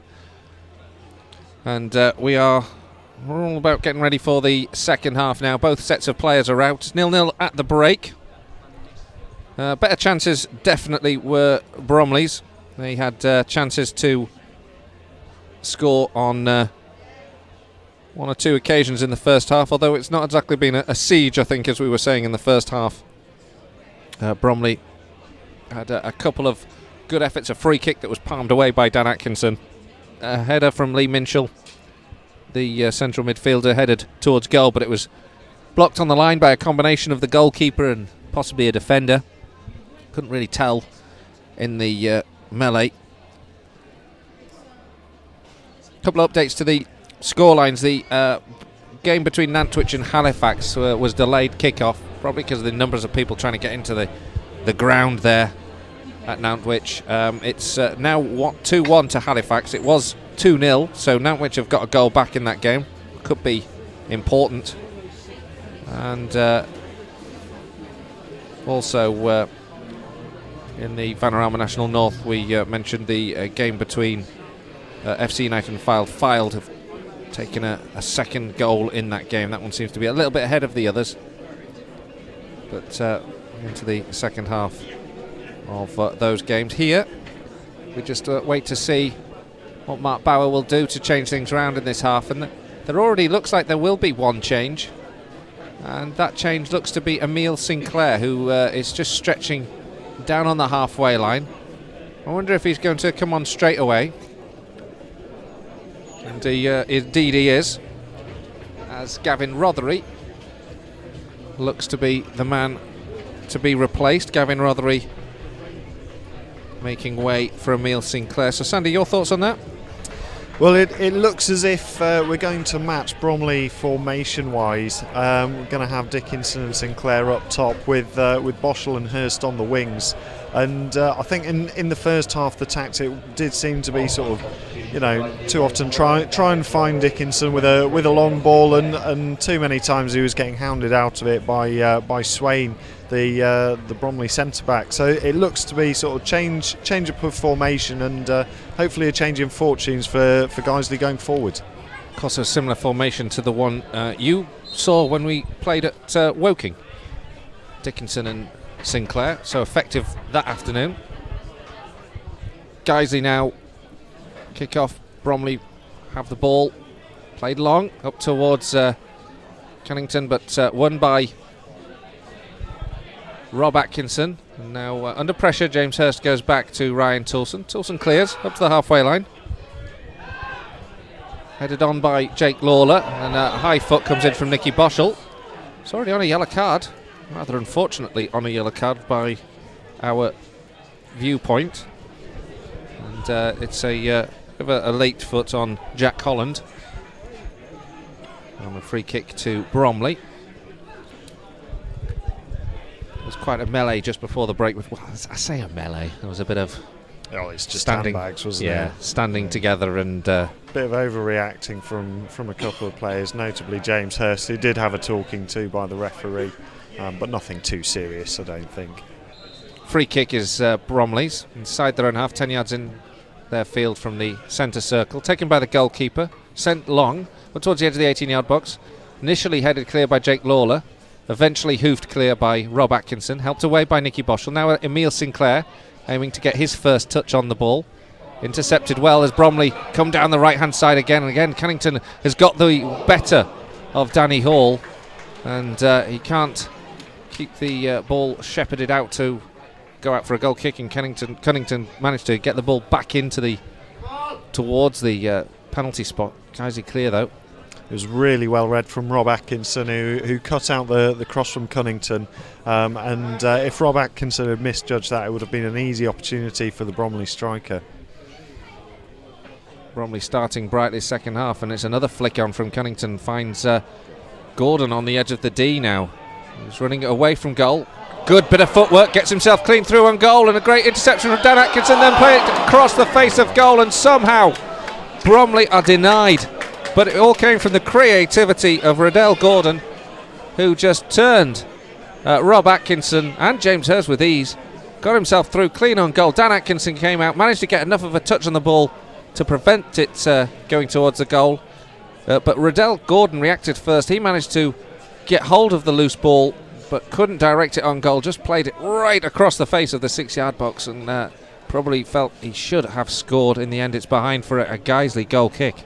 I'm not quite sure how he's not scored, or at least put it on a plate for someone else there. He did really well to turn a couple of the Guiseley defenders and create the opportunity for himself. It looked as if he'd basically put himself in a position to score, but no, just put it wide of the far post. Bromley from the goal kick, winning possession again. Jake Lawler now steps across, wins the ball back for Guiseley. Hurst sends it up towards Liam Dickinson. Dickinson surrounded, but does well to flick it on to Emile Sinclair, who in turn plays it down the right-hand side. Hurst chasing, headed out there by Joe Anderson. And Guiseley have a throw, about level with the 6-yard box on this near side. Ryan Toulson will take. The ball can go long into that penalty area with Toulson. He's got quite a launch on the ball. Guiseley have got 5 yellow shirts in the box. It's up towards James Hurst, who tries to flick it on. In the end, his flick on goes out, and it's a goal kick.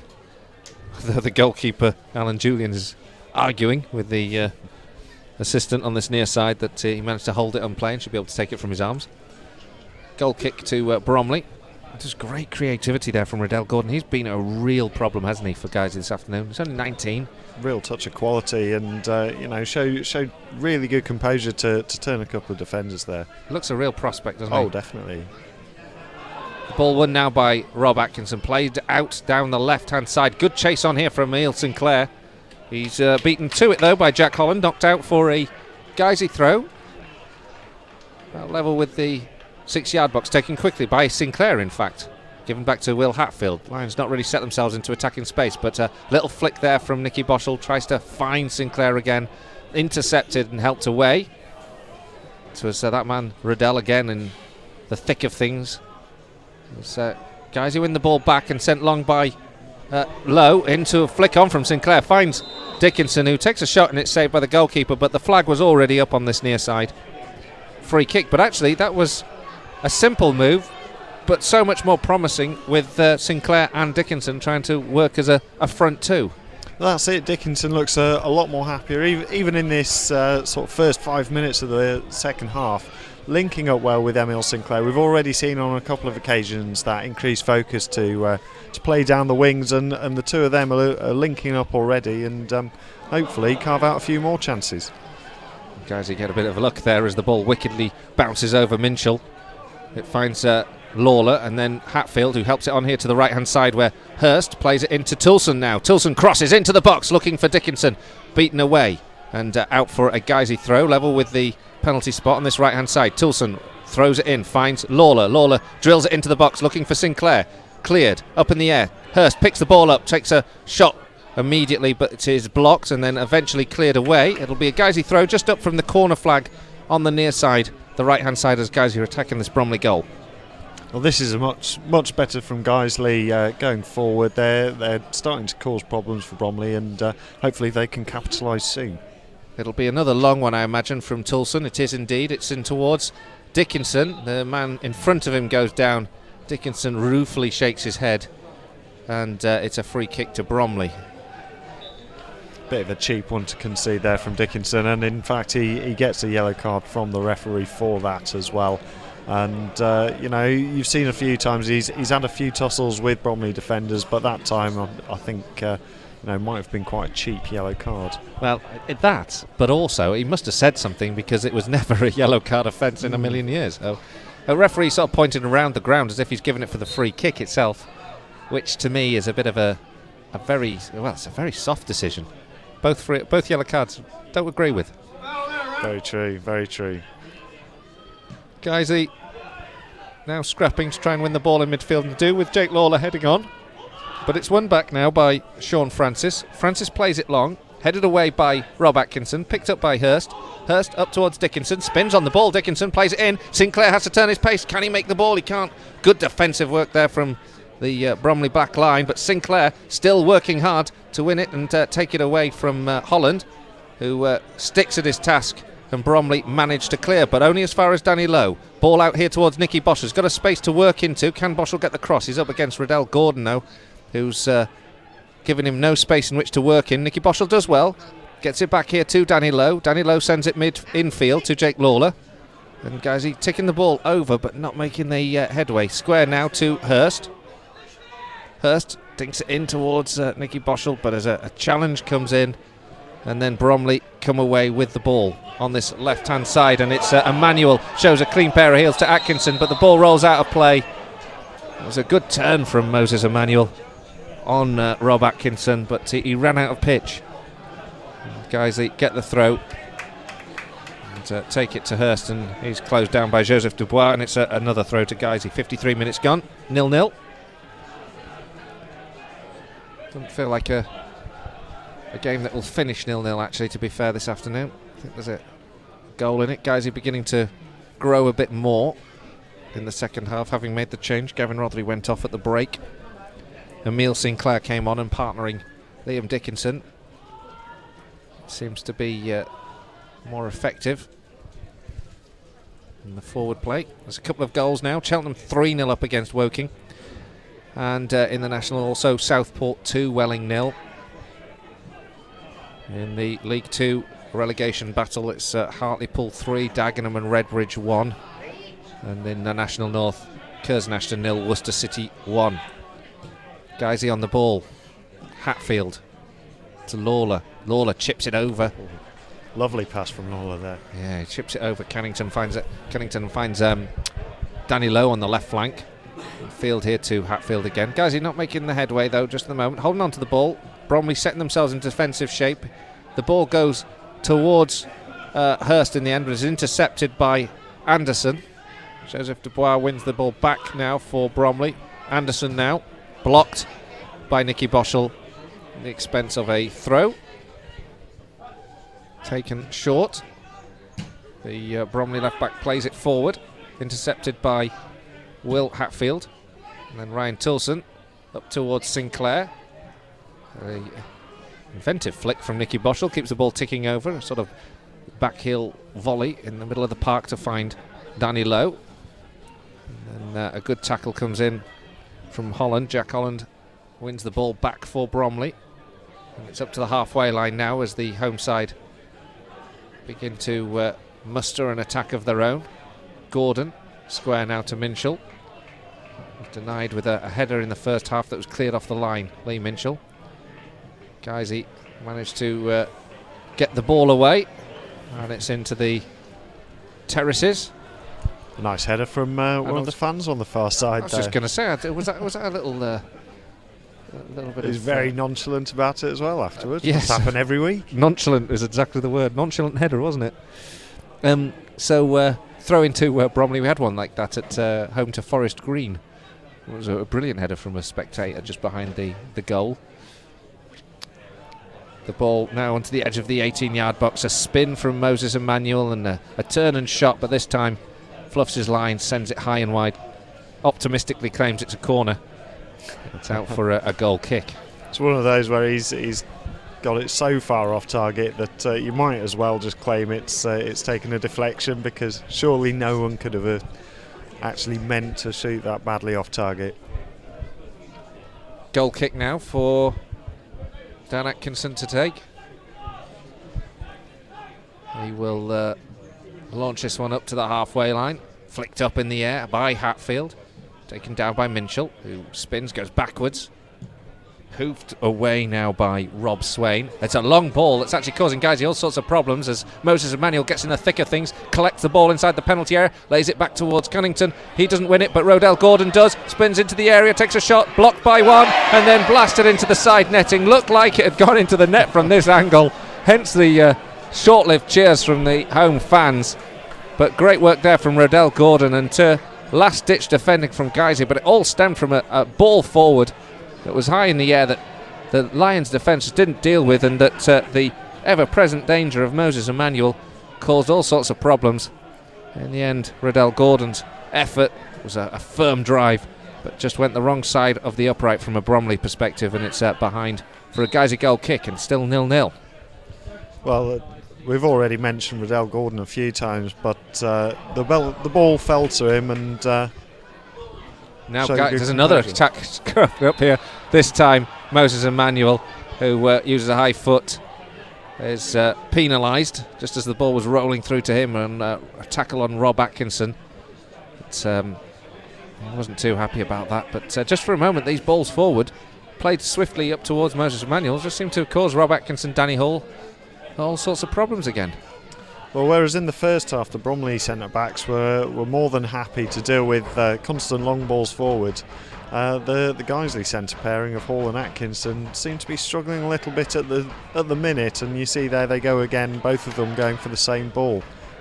Cunnington is the man this time who has won the ball for Bromley. The ball chipped in towards the edge of the 18-yard box, and Dan Atkinson off his line, right to the edge of the area, just picks the ball up ahead of Gordon.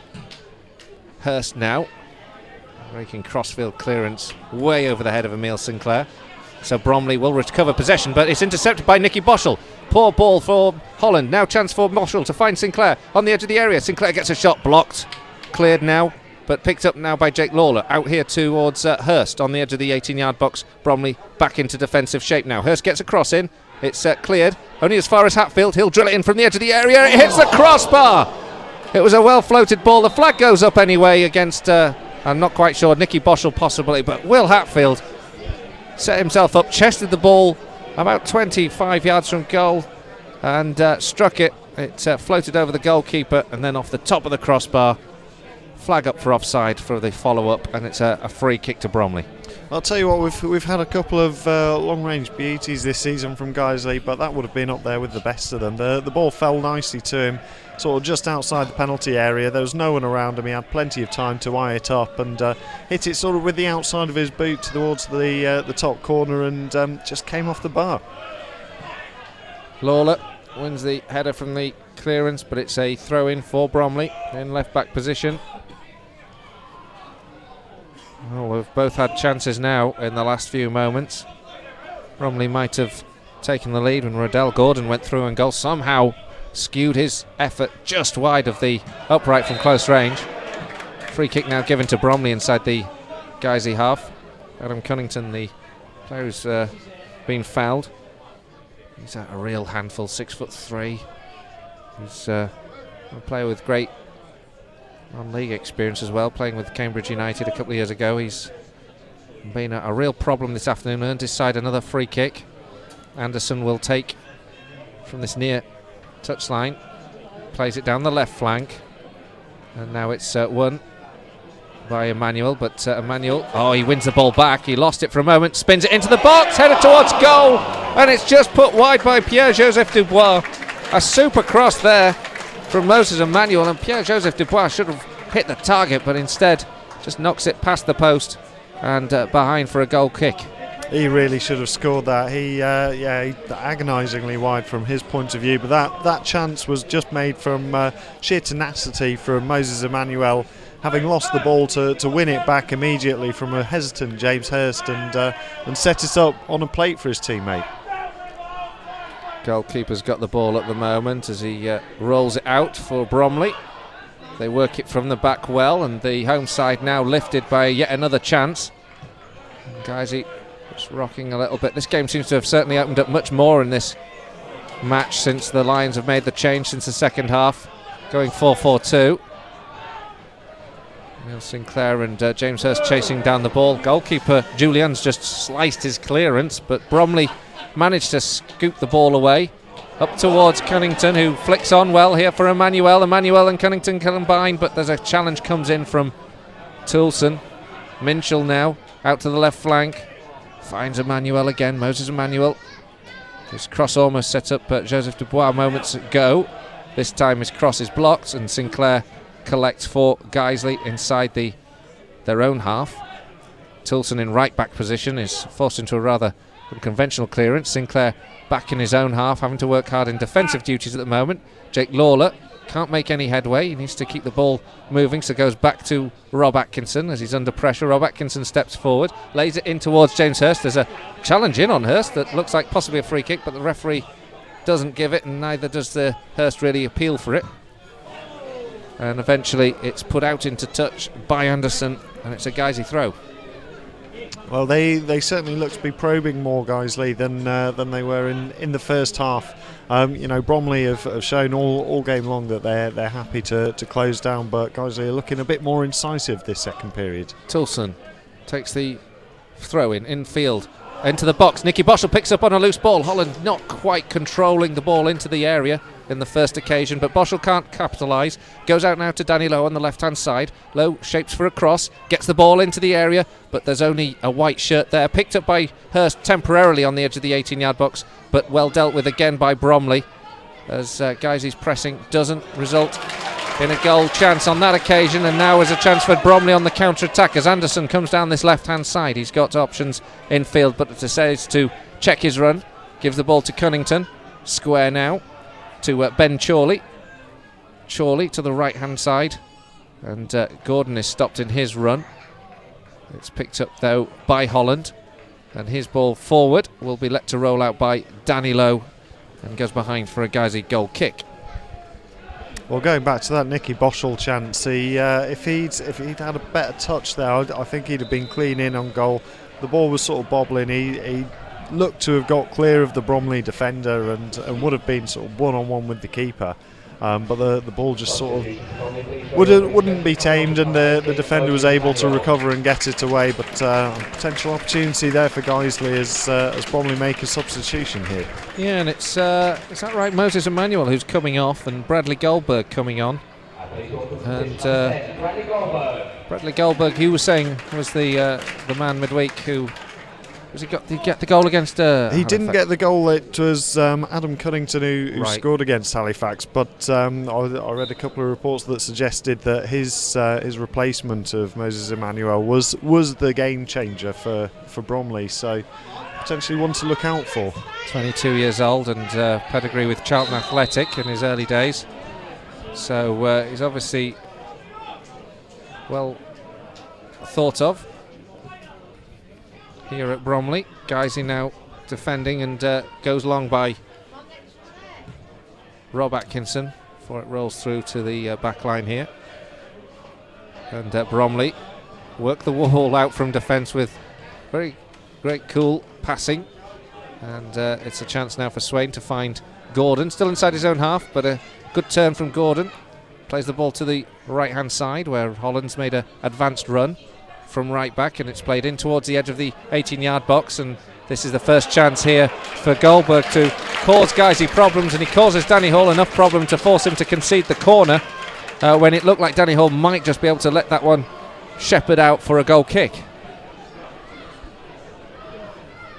So a real test now for Guiseley as Goldberg begins to make his presence felt on this game. There's a couple of Lions substitutes warming up as well, one of which is Ollie Johnson. Corner though for Bromley to deal with first. The ball's whipped in towards the edge of the 6-yard box, helped away by Hurst. And only as far as the edge of the area. Goldberg takes a shot and it's headed away by Rob Atkinson under tremendous pressure from Cannington. Guiseley have to concede another corner. A really good header there from Rob Atkinson. As you say, he was under pressure from Adam Cunnington, who's a fairly substantial player, and managed to get up and get it away there. 65 minutes gone. The home side now beginning to feel there's a goal in the offing here as they press this game in. Once more the corner goes across the face of goal and headed goal bound, but beyond the upright and behind for a goal kick. And that one again was a real chance for Bromley, and it was it Swain? Oh no, it wasn't. It was Francis, wasn't it, from the back, who was the man who had the header, but he couldn't direct it again on target. And Guiseley just need to set themselves, because there's a couple of chances in the last couple of moments that Bromley have pressed, and you just feel that they sense the introduction of Bradley Goldberg, the change that they've made gives them a real boost. Flicked on now by Hurst for Guiseley. Howell goes for the challenge. Loss of ball from Cunnington, which is unusual. Finds Nicky Boschel on the left-hand side. Boschel chips the ball in field. Now is a deflection and a chance for Hatfield to chase, but he manages to clip Sean Francis at the same time, and it's a free kick to Bromley inside their own penalty area. Chance for a couple of goal updates. Barrow 3, Altrincham 1. In the National North, it's now Hensford 3-3 against Alfreton. Hensford were 3-1 up in that game. Alfreton were down to 10 men at half time. So Kerrs National have equalised against Worcester in the same division. I think I mentioned Barrow 3-1 up. Yeah, they're Barrow 3-1 up against Altrincham. Eastleigh 1, Chester 0 as well. And FC Halifax have got another goal. They're 3-1 up now against Nantwich in that first leg of the FA Trophy. And so there's another substitute now for Guiseley. And this time it's Will Hatfield who is making way, and Danny Boschel who is coming on the field. What do you make of that, Sandy? I think it's just a case of fresh legs. I imagine we might see the introduction of Ollie Johnson at some point. I'd have thought that now might be an opportune time to do that, but it's just a straight swap in the centre there. Might not really be the surface for Ollie Johnson as we get back underway. Danny Boschel now on the field. Will Hatfield maybe just struggling after his knock earlier on the first half. Certainly not a change I would imagine you'd want to make if you weren't pressed. True. Hall comes stretching out for the ball, manages to clip Gordon. Free kick given to Bromley. They take it short. Minchell plays it to the left-hand side, picked up now by Anderson. He crosses in towards the edge of the 6-yard box, and Dan Atkinson looked a little uncertain for a moment there as to whether he was going to claim the ball, but it's a bit of an unorthodox catch there. He sort of, it was almost as if he nearly palmed it into his own goal, but essentially he caught it. As another offside decision is given against Guiseley. It's Liam Dickinson this time. Protests, but the linesman says he was coming back from an offside position. Just an update to a couple of scorelines. Bognor 0, Grimsby Town 1 in the FA Trophy. That's the semi-final first leg. And Altrincham have got a goal back against Barrow. It's now Barrow 3, Altrincham 2. Tell you what, the Bromley goalkeeper's got a very, very odd ritual every time he takes a set piece. He sort of gets the underside of his shirt and bites it before kicking the ball. It's very odd. Anderson on the ball for Bromley.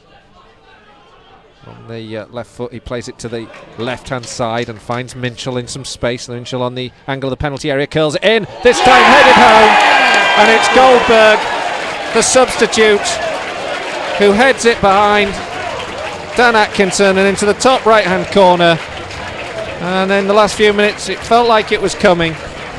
And the first goal of the game is Bromley's. It's now Bromley 1, Guiseley 0. Well, all the way through the game, the opportunities that Bromley have created have been from crosses, and it's fair to say that if they'd been more accurate with headers prior to this point, they could have had a few goals already. But in the end, it is the substitute who's actually one of the smaller men on the pitch, but it's a well-placed header. Dan Atkinson did almost get a hand to it, I think, but was unable to keep it out. 1-0 to Bromley. What do you think then, Q, Ollie Johnson? Well, to be honest, I thought that it was the time to bring him on when he brought the second Boschel on, but I think the sooner you can get him on, the better. You did make a good point about the pitch maybe not being conducive to that sort of player, but when you're chasing a game as we are now, I think Ollie Johnson's the sort of top quality player, and I think it looks as if he might actually be readying himself. Hopefully he can make a difference. So sorry, it's not good news. 19 minutes to go. Guiseley are trailing by a goal to nil. Bradley Goldberg scoring to break the deadlock. But in truth, there'd been a few chances in this game that Bromley have had that they might have scored, and the pressure was building. Goalkeeper Alan Julian has the ball at his hands at the moment, who lofts the one high and up towards Jake Lawler. Helped away this time by Danny Hall, but again Bromley win it back. Minshall in the centre circle, riding the challenge of Nicky Boschel. Wins Gordon, and Gordon gifts possession back to Guiseley by knocking the ball out of play inadvertently. Rare bad touch from Gordon. I'd be very surprised if he's still playing at this level in the coming seasons. He's been sarcastic. He's been a very good player, but as has Ollie Johnson, and Ollie Johnson is going to be making his entrance, and it's Nicky Boschel who goes off. So Nicky Boschel making way, and Mark Bowers used all three of his substitutes now with 18 minutes left to play. Ollie Johnson making his first away appearance for Guiseley this season, after coming on as a substitute against Tranmere on Tuesday night. Let's see if he can work some magic, because some magic needs to be worked Guiseley to get back into this game. Bromley have the goal ahead and are looking comfortable as it stands. The ball goes forward once again. Rob Atkinson's forced to collect the ball. I thought it was going to roll through to Dan Atkinson, but it doesn't. I could just say Atkinson, really, couldn't I? So I get away with that. Ball's back with Danny Hall. He plays it up towards Liam Dickinson. Flick on towards Danny Lowe, but it's won back by Bromley, and now there's a bit of space to work down that right hand side. Gordon skips past Danny Hall towards the edge of the area, plays the ball across the face in towards the back post where Cunnington was waiting. He stretched at it to try and reach it and divert it into the net, but he couldn't quite, and it goes behind for a goal kick. Again, great play from Gordon on the right hand side there. He just absolutely skinned, I think, Danny Lowe there, and put in a searching cross, low cross, and I thought that Goldberg at the front post might make a connection. Went through to Cunnington, and essentially he wasn't able to get that decisive touch. Cleared now by Bromley once again from the goal kick. Straight back to Dan Atkinson on that occasion. And Guiseley will start again from the back with Danny Hall taking the ball forward. And it goes up to the left flank and is cleared by Holland. Thanks again for the tweet, James Headley. He's just laughing at you for describing Danny Boschel's legs as fresh. Good point well made. Hey, look, if there's anyone needs to get some grief, it's probably me. Getting me Atkinson's mixed up. You're not missing anything as we ramble on, because there's a delay whilst the ball is returned for a Guiseley throw. Just level with the edge of the centre circle inside the half. Ollie Johnson with his first meaningful touch of the game. Plays the ball square to Ryan Toulson. Toulson towards the edge of the area. Little flick on from Danny Boschel in towards Emile Sinclair, who managed to nutmeg Rob Swain but couldn't get onto the return ball. Guiseley now in a bit of attacking momentum. Hurst crosses into the box, but that's a poor ball and it's cleared. Jake Lawler collects a second leg though. Flicked on by Toulson, finds Sinclair. Sinclair can't run infield and win the ball.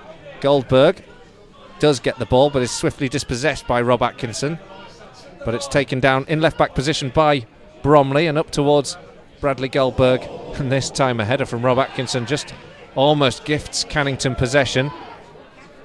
It's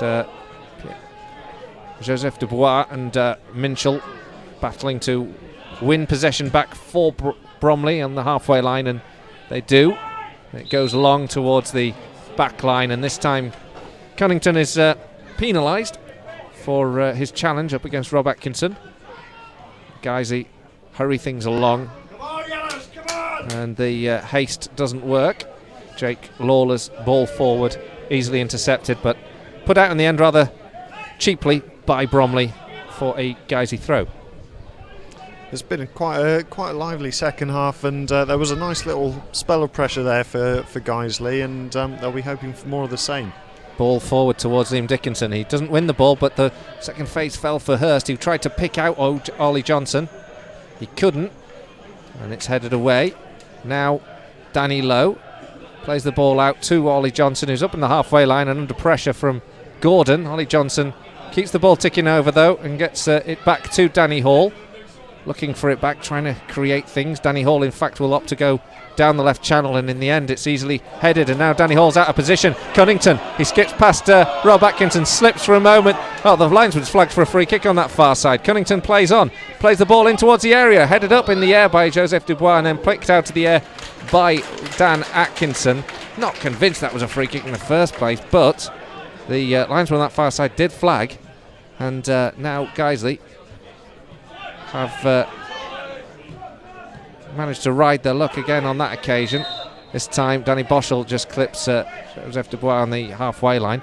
Just makes you wonder whether the referee's going to do anything about the original challenge. Cunnington's still complaining about it, and he's certainly going across as if he's going to speak to Rob Atkinson. Well, it was a clumsy challenge for sure from Rob Atkinson coming back, but I think the reason the referee might have, and the referee's actually showing a yellow card now to Rob Atkinson for the challenge.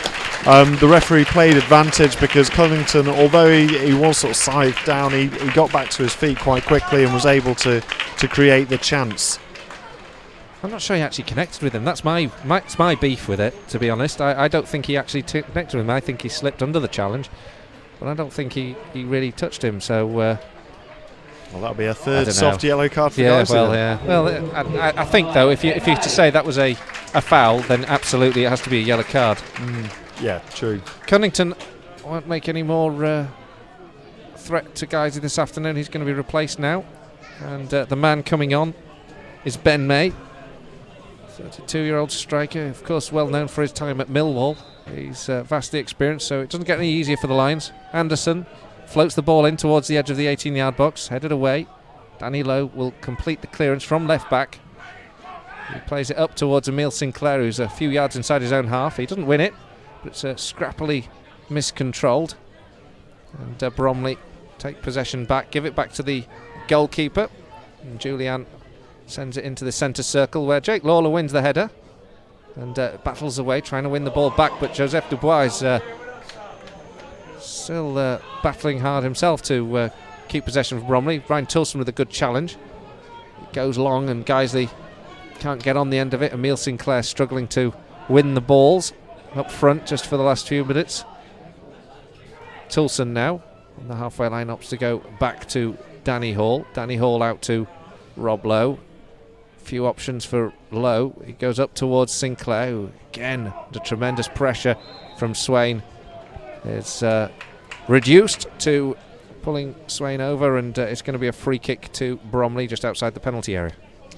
Well, there's an increased sense of urgency from Guiseley. You can see that they're trying to find Dickinson and Sinclair, but Swain and Francis, the two Bromley centre-backs, are dealing with them quite comfortably, and Guiseley are going to have to try something different if they're going to get something out of this game. It doesn't look like it's going to be much joy out of this performance for Guiseley. After a good point against Tranmere on Tuesday night, they're trailing now by a 1-0. And it looks like Bromley just seem to have the edge on this game, and therefore on this last 10 minutes that think might lead it to be quite a frustrating period for the Lions. A free kick to the home side, just inside their own half. It's played down the left-hand side by Anderson. May, the substitute, comes back and lays it back to Anderson. It's a good move actually being worked up here with Bradley Goldberg on the left flank, cutting in field. Plays it square. May again on the ball, this time being pressed by the Lions. Holds on to the ball until such time as Danny Hall steps across and wins it back for Guiseley. Now Danny Boschel inside the centre circle, loose touch, Minchell straight in on him, gives it to Bradley Goldberg, who runs towards the edge of the penalty area, and a well-timed challenge from Danny Hall wins the ball back for Guiseley. It's up here to Ryan Toulson over the halfway line, and Guiseley get the ball moving forward. Toulson infield now, Danny Boschel into James Hurst. Hurst looks ahead of him, he's not got many options though, so he keeps hold of the ball and then tries a raking crossfield one towards Danny Lowe on the left-hand flank. Lowe is closed down by Gordon and so has to go back to Danny Hall, and the impetus and the momentum of the attack has gone. Danny Boschel into the feet of Jake Lawler. Ollie Johnson on the ball.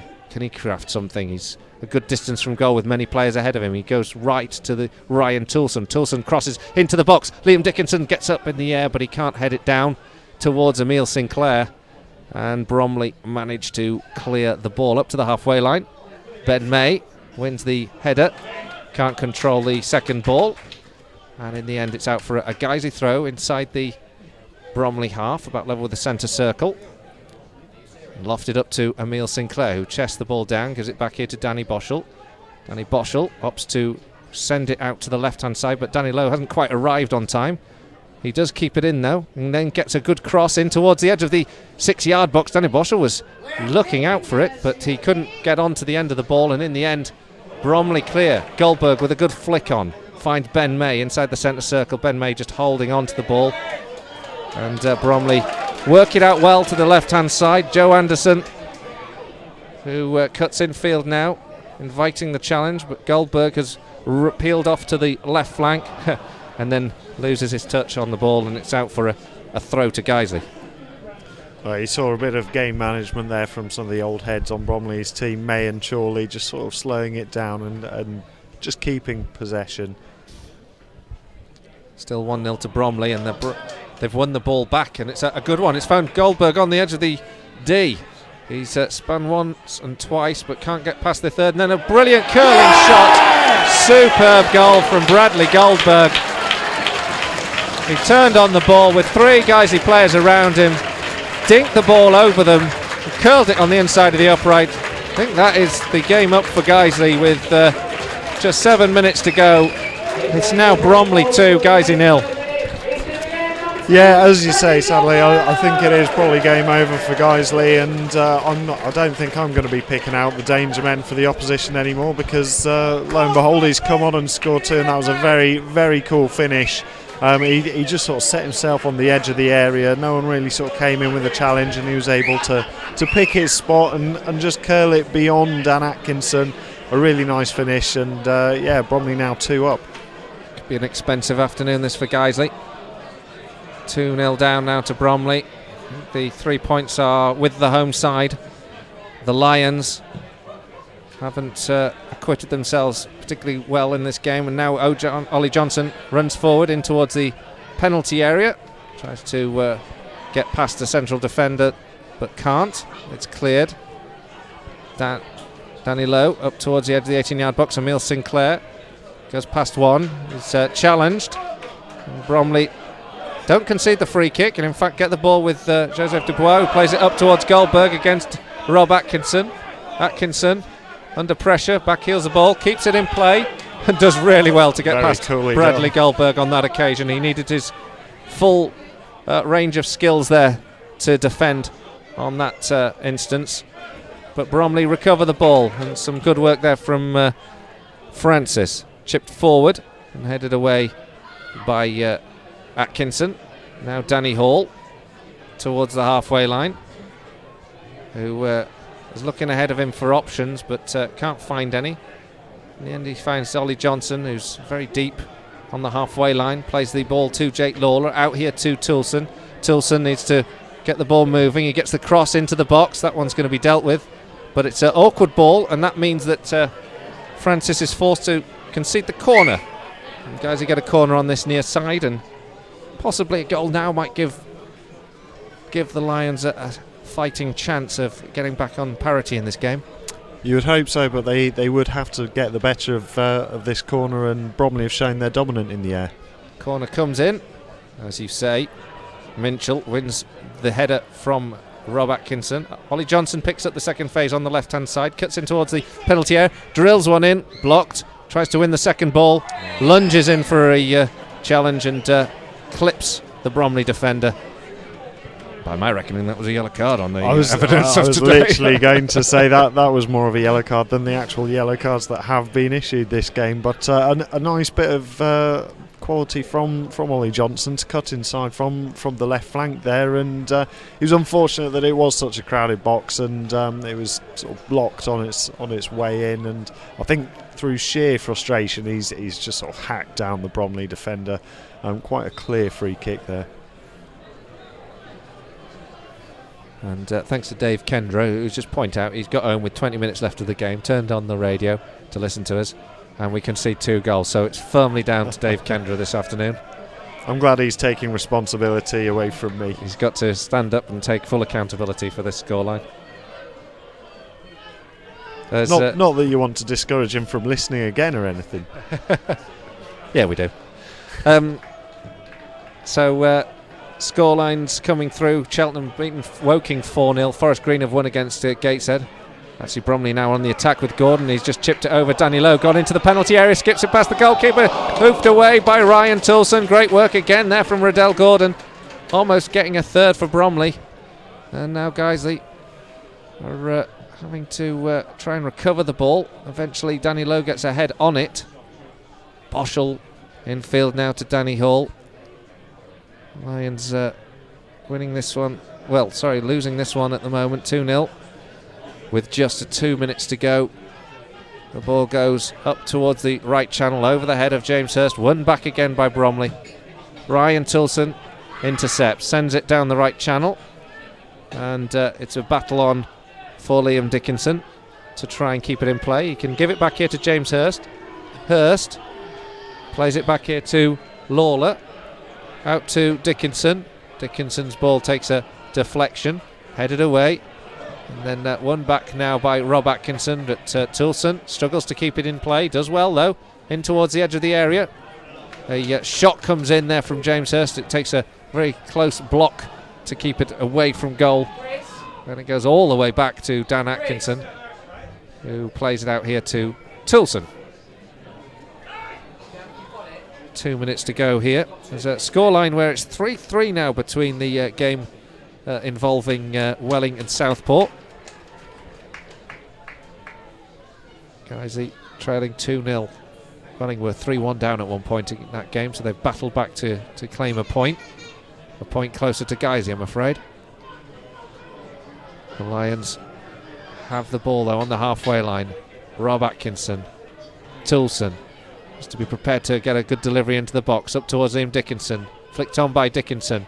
Jake Lawler wins it back, gives it to Hirst on the angle of the penalty area. 2 around him, goes back here. Danny Lowe, high in the air, difficult one for anyone to get onto. Liam Dickinson makes a valiant effort, but of course Bromley managed to clear. As is the way of things this afternoon. Danny Hall plays it forward, actually picked up now by Ollie Johnson to the left hand side. Hirst gets a shot away, blocked. Hirst can't get the second phase either, it's cleared. Danny Boschel does though, he helps it out here to Toulson. And Toulson crossed this one, plays it in towards the back post, helped on by Hirst, cleared.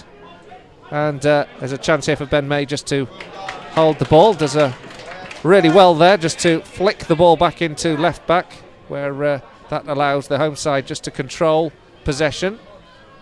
And eventually Anderson plays the ball infield towards Francis. He's pressed by Liam Dickinson, but Francis does well and finds Minchell, who in turn finds Rob Swain. The captain sends it long, looking for Goldberg, the man who scored the 2 goals off the bench. And it's gone out here to Danny Hall, who chips the ball forward. Goldberg's second, an absolute beauty as well. The cross in now from Danny Lowe. For a moment, causes a little bit of confusion in the Bromley goal area as the defender Anderson comes across and takes the ball away from goalkeeper, but it's comfortably dealt with anyway by Bromley in the end. And now Gordon comes forward down the right hand side, blocked by Rob Atkinson. Game getting really stretched. Guiseley being encouraged to go forward now with Hurst to Sinclair. Sinclair closed down by 3. Ollie Johnson picks it up, tries to spin on the ball, but he's closed down. There's Ryan Tilson and acres of space on the right hand side here. And then it looks like Goldberg's offside, but he's not flagged by the assistant on the far side. Nonetheless, Dan Atkinson was swiftly out to clear. Now the ball back here with Goldberg. Goldberg inside the Guiseley half. Loses out, but does gain his side a throw, which will be important at this time. Other score lines that are important: Wrexham 1, Borehamwood 0. And I presume, Sandy, that was Bradley Goldberg getting man of the match from the home side. It was. I think it's slightly unfair on some of the players who've been on the pitch for the entire game. The two Bromley centre backs and Riddell Gordon have certainly impressed, but I mean, at the end of the day, he's come on and he's scored the 2 goals that have sealed the win. So I guess that's the thinking behind that. Well, not surprisingly, he's now going to make a third substitution. Is the Bromley bench, and it's Joseph Dubois, Pierre-Joseph Dubois, who makes way for Louis Dennis. So third and final substitute, just to work down the clock. But with only 3 minutes of stoppages, I think this game well and truly is over. The Lions 2-0 down. Bromley still in the attack, actually, with Goldberg. Goal difference could be important, of course, the Lions, so you can't switch off at any stage of a match. And it's been won by Dennis. Dennis has just picked the ball up from a loose pass, and it moves forward. He's brought down apparently by Dickinson. Referee doesn't indicate that it was a free kick. Gordon shows a good bit of footwork to keep the ball moving from Bromley perspective, but Guiseley intercept now, and Ollie Johnson in left back position is pressed and is fouled by Minchell, who rolls the ball to the goalkeeper. Perhaps one last chance for the Lions to get a consolation back in this game. Certainly wouldn't help their overall objective if they were able to get one, but might take a bit of doing with this solid Bromley defensive line. Just not really look like a side likely to get a point out of this game, to be honest, after going a goal behind. And Bromley,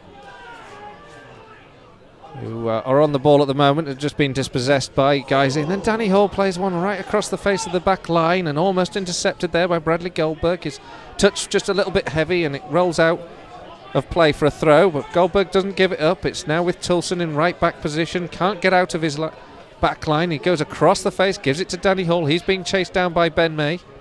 May closes down, Danny Lowe does well, gives it to Ollie Johnson, who's so far away from goal. He's in the centre circle at the moment. There's 5 ahead of him. He's going to go square.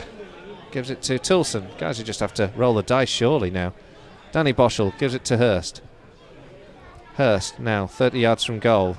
Still with the patient build-up. Plays it out to the left-hand side with Danny Lowe. Lowe tries to cross, blocked. And a chance for Guiseley to win the second phase, but they don't. Final whistle goes. And it's been an afternoon of disappointment for the Lions.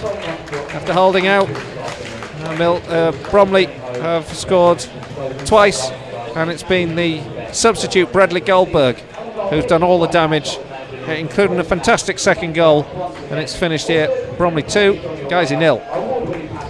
There's been a tough afternoon for Guiseley against one of the most informed teams in the division. That's now 6 games unbeaten, and 5 of those being wins for Bromley. So it's no disgrace to come away here without any points.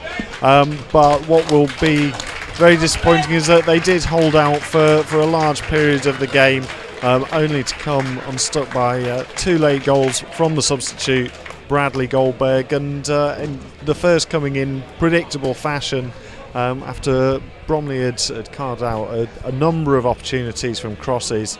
To not learn their lesson for Guiseley will disappoint manager Mark Bauer, as the cross came in for Bradley Goldberg to finally capitalise on one of those chances. And then the second goal for him was a real touch of quality. He was given all the time in the world on the edge of the area to look up and pick his spot beyond Dan Atkinson and plant a fine finish beyond the Guiseley goalkeeper.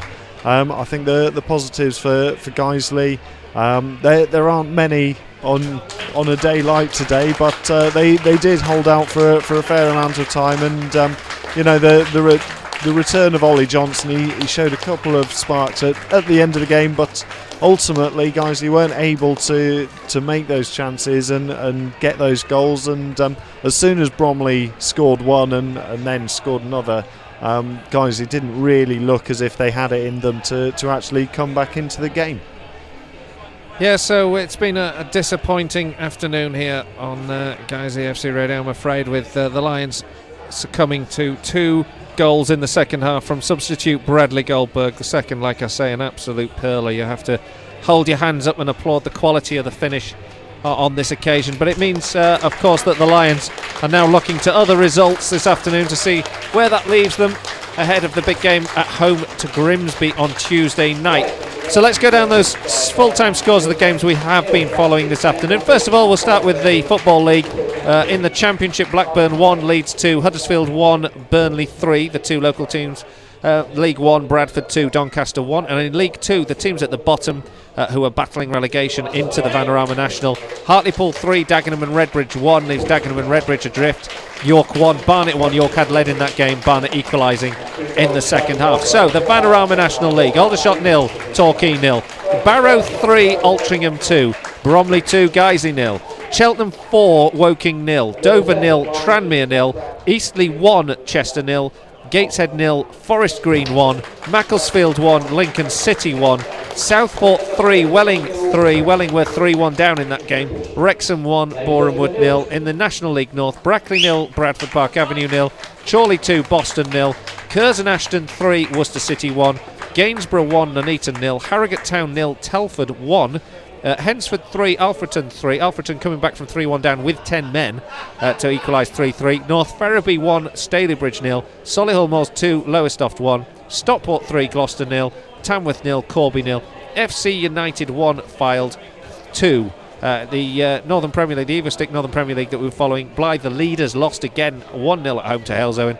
Matlock 0, Darlington 5, and Skelmersdale beat Salford 3-1. So finally, the FA Trophy, one game still going on. It was a delayed kick-off between Nantwich and Halifax. That's now 4-2 to Halifax at Nantwich. You'd have to fancy that Halifax will be gracing Wembley in May. Bognor 0, Grimsby Town 1. So it looks like, as it's set for an all Vanarama National northern tie between Grimsby and FC Halifax. As it is for the Lions, well, it's been a defeat today at Bromley in the capital. So what does that mean for the table? Well, looking down at the bottom place is Kidderminster, 24 from 37. I'm not choking on the table position. It's not that bad, don't worry. Welling, 28 from 38. Torquay, 34 from 35 in 22nd. 21st place now, Altrincham still in there, 35 from 36. Halifax, of course, didn't play. They've got 35 games played, 36 points obtained now. Borehamwood, 36 from 37. Guiseley now in 18th place, 40 points from 36. So as it stands, 5 points difference between the Lions in 18th and Altrincham in 21st. Above us, Southport and Chester, both on 43 points. Southport have played 38 games and Chester 37. And then Aldershot and Barrow, probably too high for us to consider. They're on 46 points from 37 and 36 games respectively. So at the end of the day, another defeat, but you have to say, finally, Sandy, that there's still that distance, isn't there, between us and the bottom four? Well, that's it. There is that little buffer. You don't want to rely on that for too long. You do want to obviously start picking up wins, and they don't come much tougher than Grimsby at home on Tuesday night. But there is that little bit of leeway, and we've seen today, teams in and amongst us dropping points. Southport and Welling drawing was probably a very good result for us in sort of scheme of it. So there's a long way to go, but having that little gap between ourselves and the relegation zone is certainly paying off when we have poor results like this. But really, Mark will want to start picking up a few more wins and converting some of those draws into 3 points if we're going to be staying in this division next season. Well, thank you for joining us. Thank you, Sandy, for your Southern correspondentry today. And we'll be back again on Tuesday night when we face Grimsby Town at Nethermore. It doesn't get any easier, does it? Hope you enjoyed it. See you then.